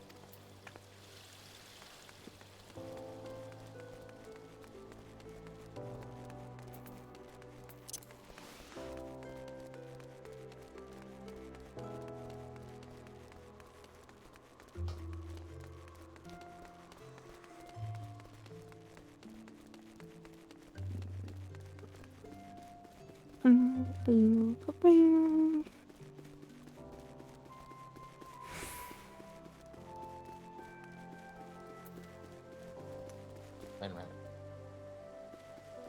I feel I made a wrong turn. I did. Wait.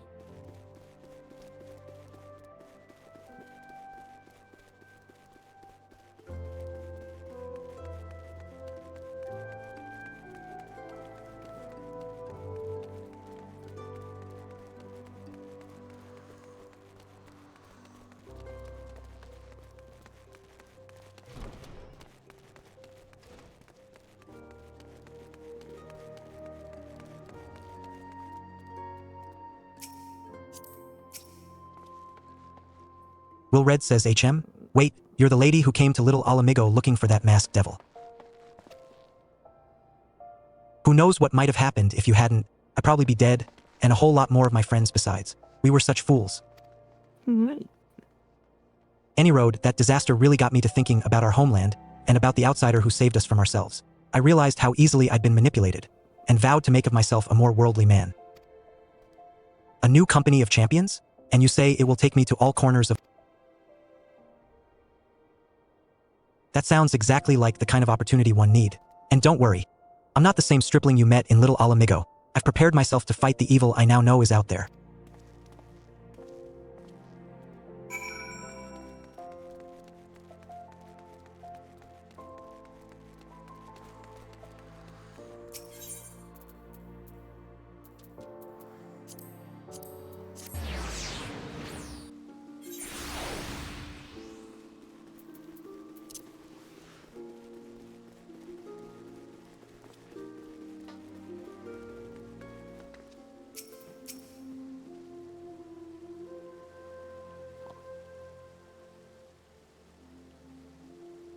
Alphanod says, how fared you, madam? What hidden gems did the streets of Ul'dah offer up to your unrelenting gaze? One person. A single Alamigan youth? Well, you've certainly given us an admirable start, even if our ranks are yet somewhat thin. Wow, look at Alcina being a fucking... In these troubled years following the calamity, talk of like, Eorzea's the salvation shit must seem shot. akin to grasping at clouds.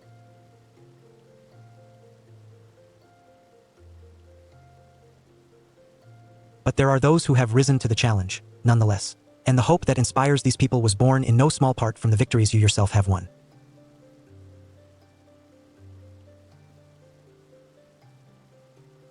Thank you, madam. I will not squander the precious gift you have placed into my keeping. These recruits will become the foundation of a new beginning.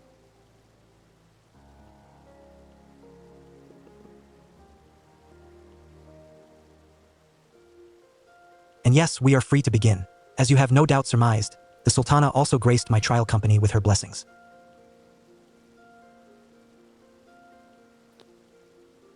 Our first wave of recruitment is over, the document signed, and the finances secure. There is naught to prevent me from taking the next step.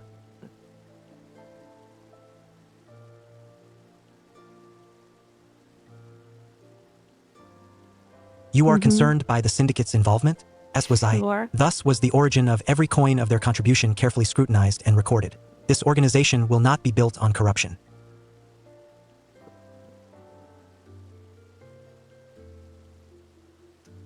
Naturally, I would prefer not to rely upon outside sources at all, but even my family's substantial coffers could not sustain a venture of this magnitude.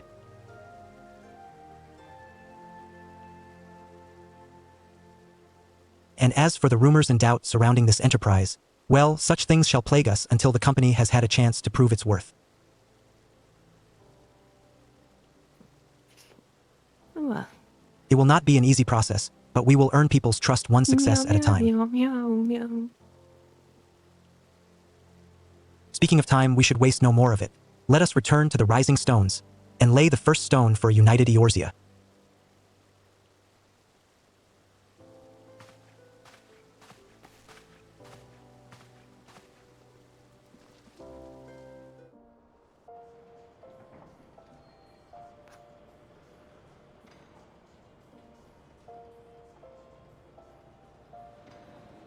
Oh wait, is this the cute part?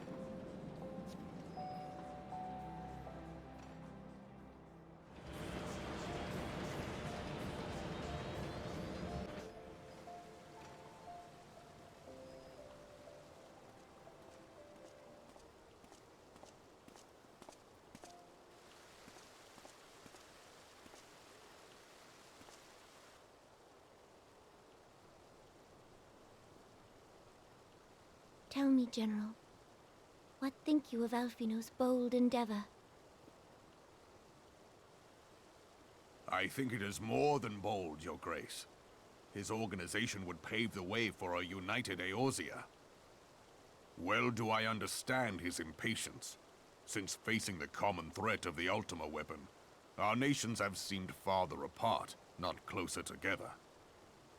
Considering the many problems we face, should we not be glad that someone else is taking the initiative? We have all pledged our cooperation, yet the grumbling continues behind closed doors. Ul'dah is not alone in her duplicity. I myself have doubts as to the good this organization will achieve. With the inclusion of the finest soldiers of the 3 grand companies, it promises to be a fearsome military body. But whom will it serve? Even under the watchful gaze of the Scions, it is not unthinkable that such a force could perpetrate a great wrong. Does it not concern you that a significant proportion of its financial backing came from the coffers of the Syndicate? That those unprincipled worms might forge this extraordinary gathering of warriors into a private army? I have trust in the Scions, Your Grace. They have spared us no end of trouble at the hands of the Primals. If they seek reinforcements, I deem it unwise to deny them. As for their finances, full many gave generously. And though our nobles proffered a sizable sum, their coin did not spill from the pockets of Lolorito and his cronies. And what of the presence of our stalwart adventurer friend in this endeavor? I doubt the Warrior of Light would betray our cause.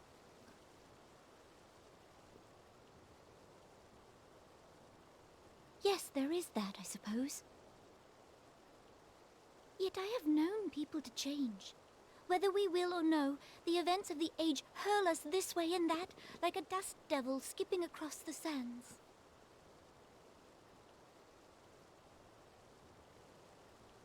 Cannot be done about Telechi? I have explored all avenues available to us, Your Grace. But as Ul'dah law now stands, we lack the evidence to convict him of any crime. To arrest him on spurious grounds would only play into his hands.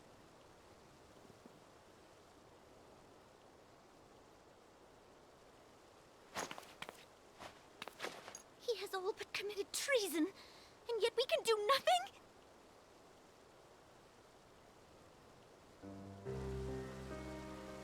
Ah, boy. Then what good our government? What worth the royal house? Oh no, she's sad now. Mockery of justice. What? See, it was the cute scene. I remembered.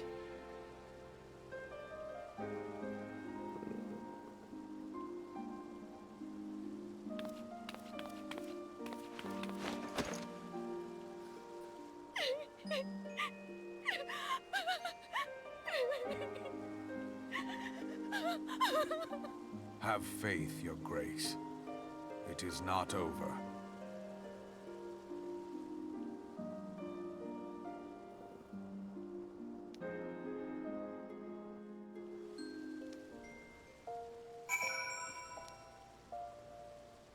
Ding ding ding ding ding.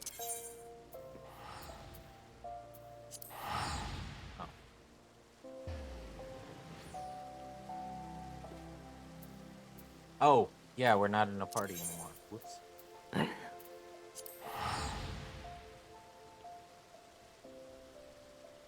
Oopsie daisy.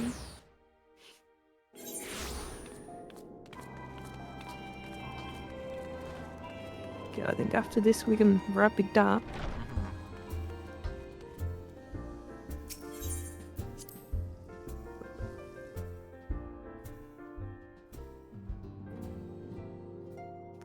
Can only do so much main quest In one in a sitting. day.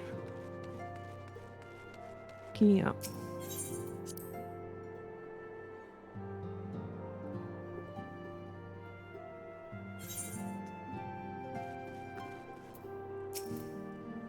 That is not a journey I soon wish to repeat, You're telling me. but I cannot pause to rest. He didn't The even culmination do of all our anything. effort is at hand. I must see to the preparations for the inaugural ceremony. Thank you for allowing me to monopolize your services, madam. I am certain the antecedent will be relieved to see you free for other duties.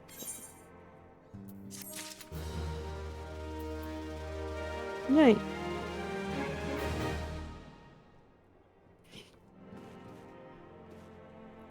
Oh boy.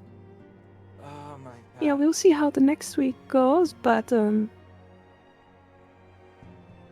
well, we might be able to finish this Realm Reborn like next week. Maybe. Mhm. I No look promises. forward to it. Something to note. I'm on June 14th. I may not be available. I'll see how it goes. June 14th? I mean, that's ultimate time already anyways. Okay.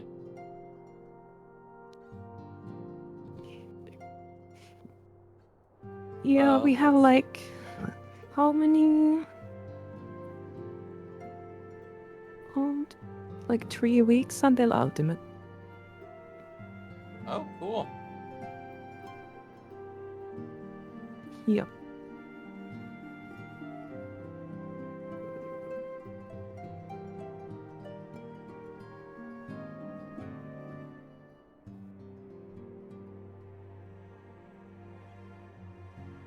Very nice. But yeah, it's just something has come up, and I may attend what came up. I may not. I don't know yet. Okay, okay. But yeah. So yeah. I'm gonna guess that next time, given the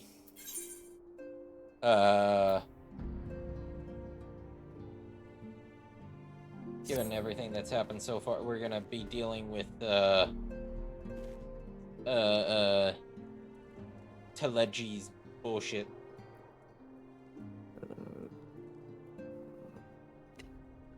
Yeah, I kind of don't like this part because there's so many different things going at once. And we keep like bouncing from one thing to another. Yeah, it's like, what is this whiplash I'm getting of content? We have this really important thing going on. I'm not quite sure, but this heretical harassment is, I think it's like another new thing to add on the pile. So yeah. It's like, we have this really important thing we got going on in Ul'dah. Meanwhile, here's a primal. Yeah. Yes, politics. Here's heretics. Here's fucking spotting. I don't fucking know what I'm doing. By the way, while we should be going back to talking about Ul'dah, here's some Asian bullshit. Yep.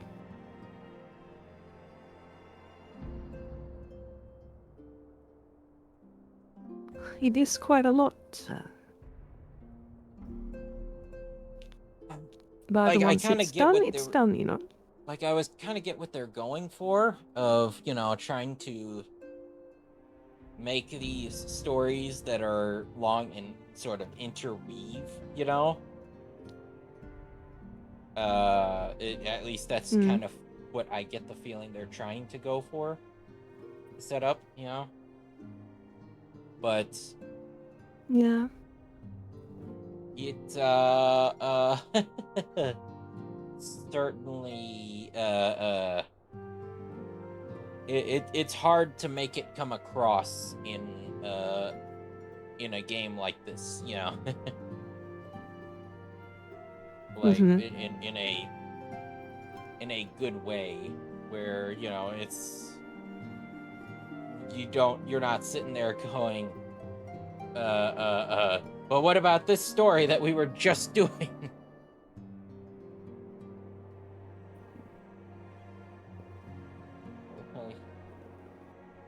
Like, this seems pretty urgent. Why did we stop this? Because there's another urgent thing.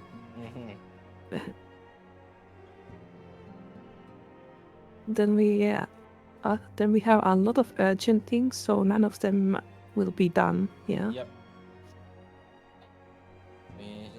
We try to chase two rabbits at once, you know, and they wind up creating a bigger mess, and then we have to deal with that mess all at once. Yep. Anywho, are we doing a report tomorrow? Yes, assuming that I don't fuck up. Yes. Yeah, okay. Sounds good.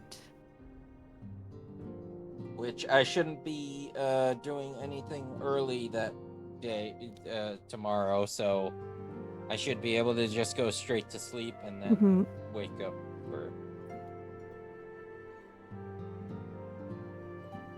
the Alrighty. Yeah.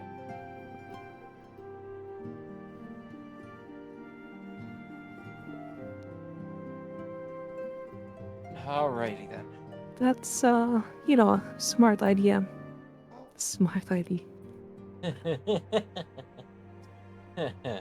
You know, it's smart not exhausting yourself before, you know.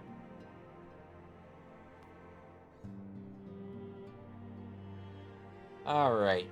Let's see. Oh, Colin's doing Mecha Break. Oh yeah. I guess he's quite into the game, huh? Yep. Which is funny. I'm gonna write him. Which is funny, given, you know, all that time. I was just like, woohoo, I want people to play Mega Break, and now he's totally immersed in it. Yeah, I just didn't really get into the game because I'm not really into PvP stuff in the first place. So I get it. The only PvP stuff I well, now think that there's a PvE mode, yeah, maybe I'll try it sometime. But the only PvE stuff or PvP stuff that we've ever done together was initially Marvel Rivals. oh yeah, And then we did try the Mecha Break together.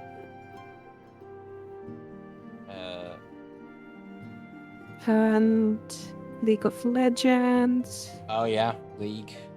Shit. Yeah. I feel like somehow I suppressed that memory.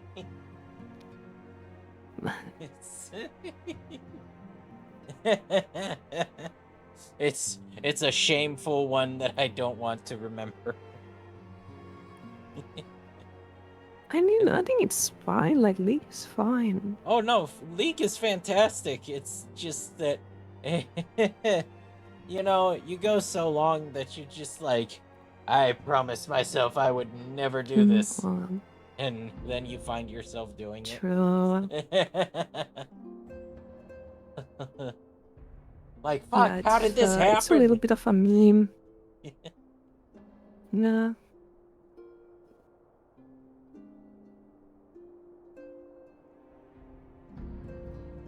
Is there really no other PvP games we have done?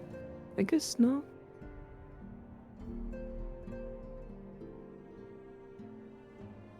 Not really. The one PvP game that I would have considered us doing that we have considered in the past doing over was Party Animals. But that's more like a party game sort of thing, you know, where it's yeah, it doesn't really count. Like I feel like if that counted, then the gold skin would count as well. Phasmophobia.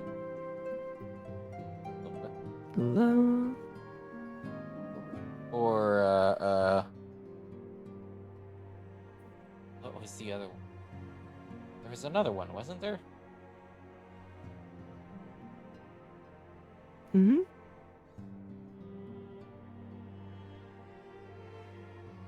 Other what? Ghost game. Ghost game?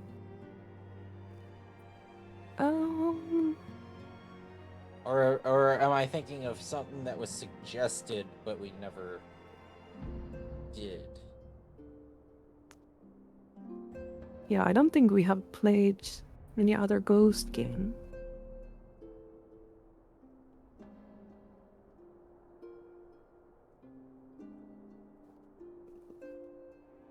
Oh, Among Us. That's what that would have also counted, but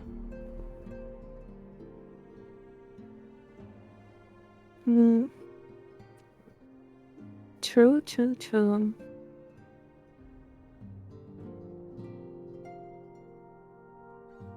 I think the Battleship was pretty fun. Battleship was hilarious.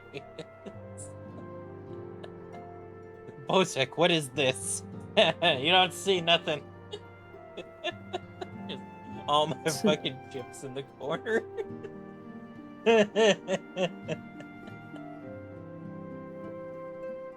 Yep.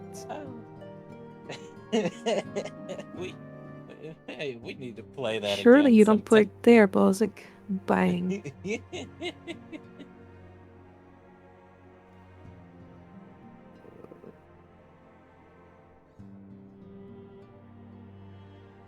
fact, we need to play just board games in general again. Yeah. That is true. It's just sometimes a bit hard because a lot of them are like 4 players.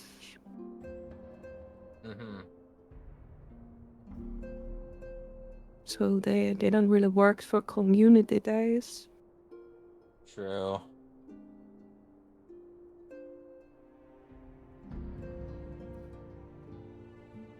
We don't really have time to do much co-op games right now because we're doing the Final Fantasy, yeah. Mm-hmm. But yeah, we will eventually do something.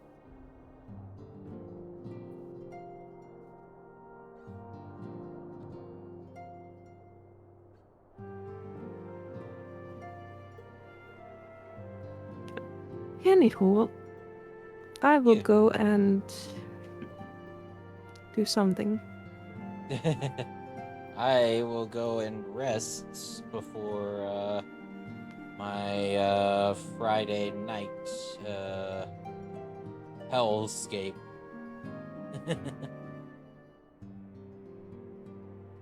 Have fun, have fun. Good luck. And I will go raid Colin. Alright. Same. See you there. See you there. Bye-bye. Bye-bye.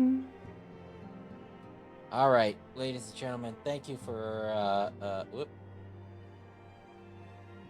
thank you for joining us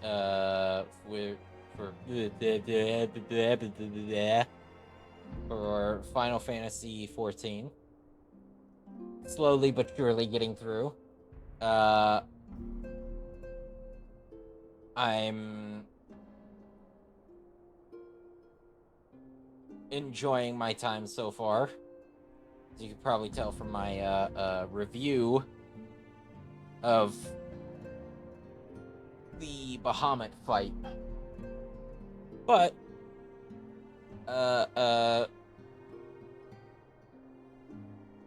like we'll see how it holds up as time goes on. So, raid message, obviously. Boom.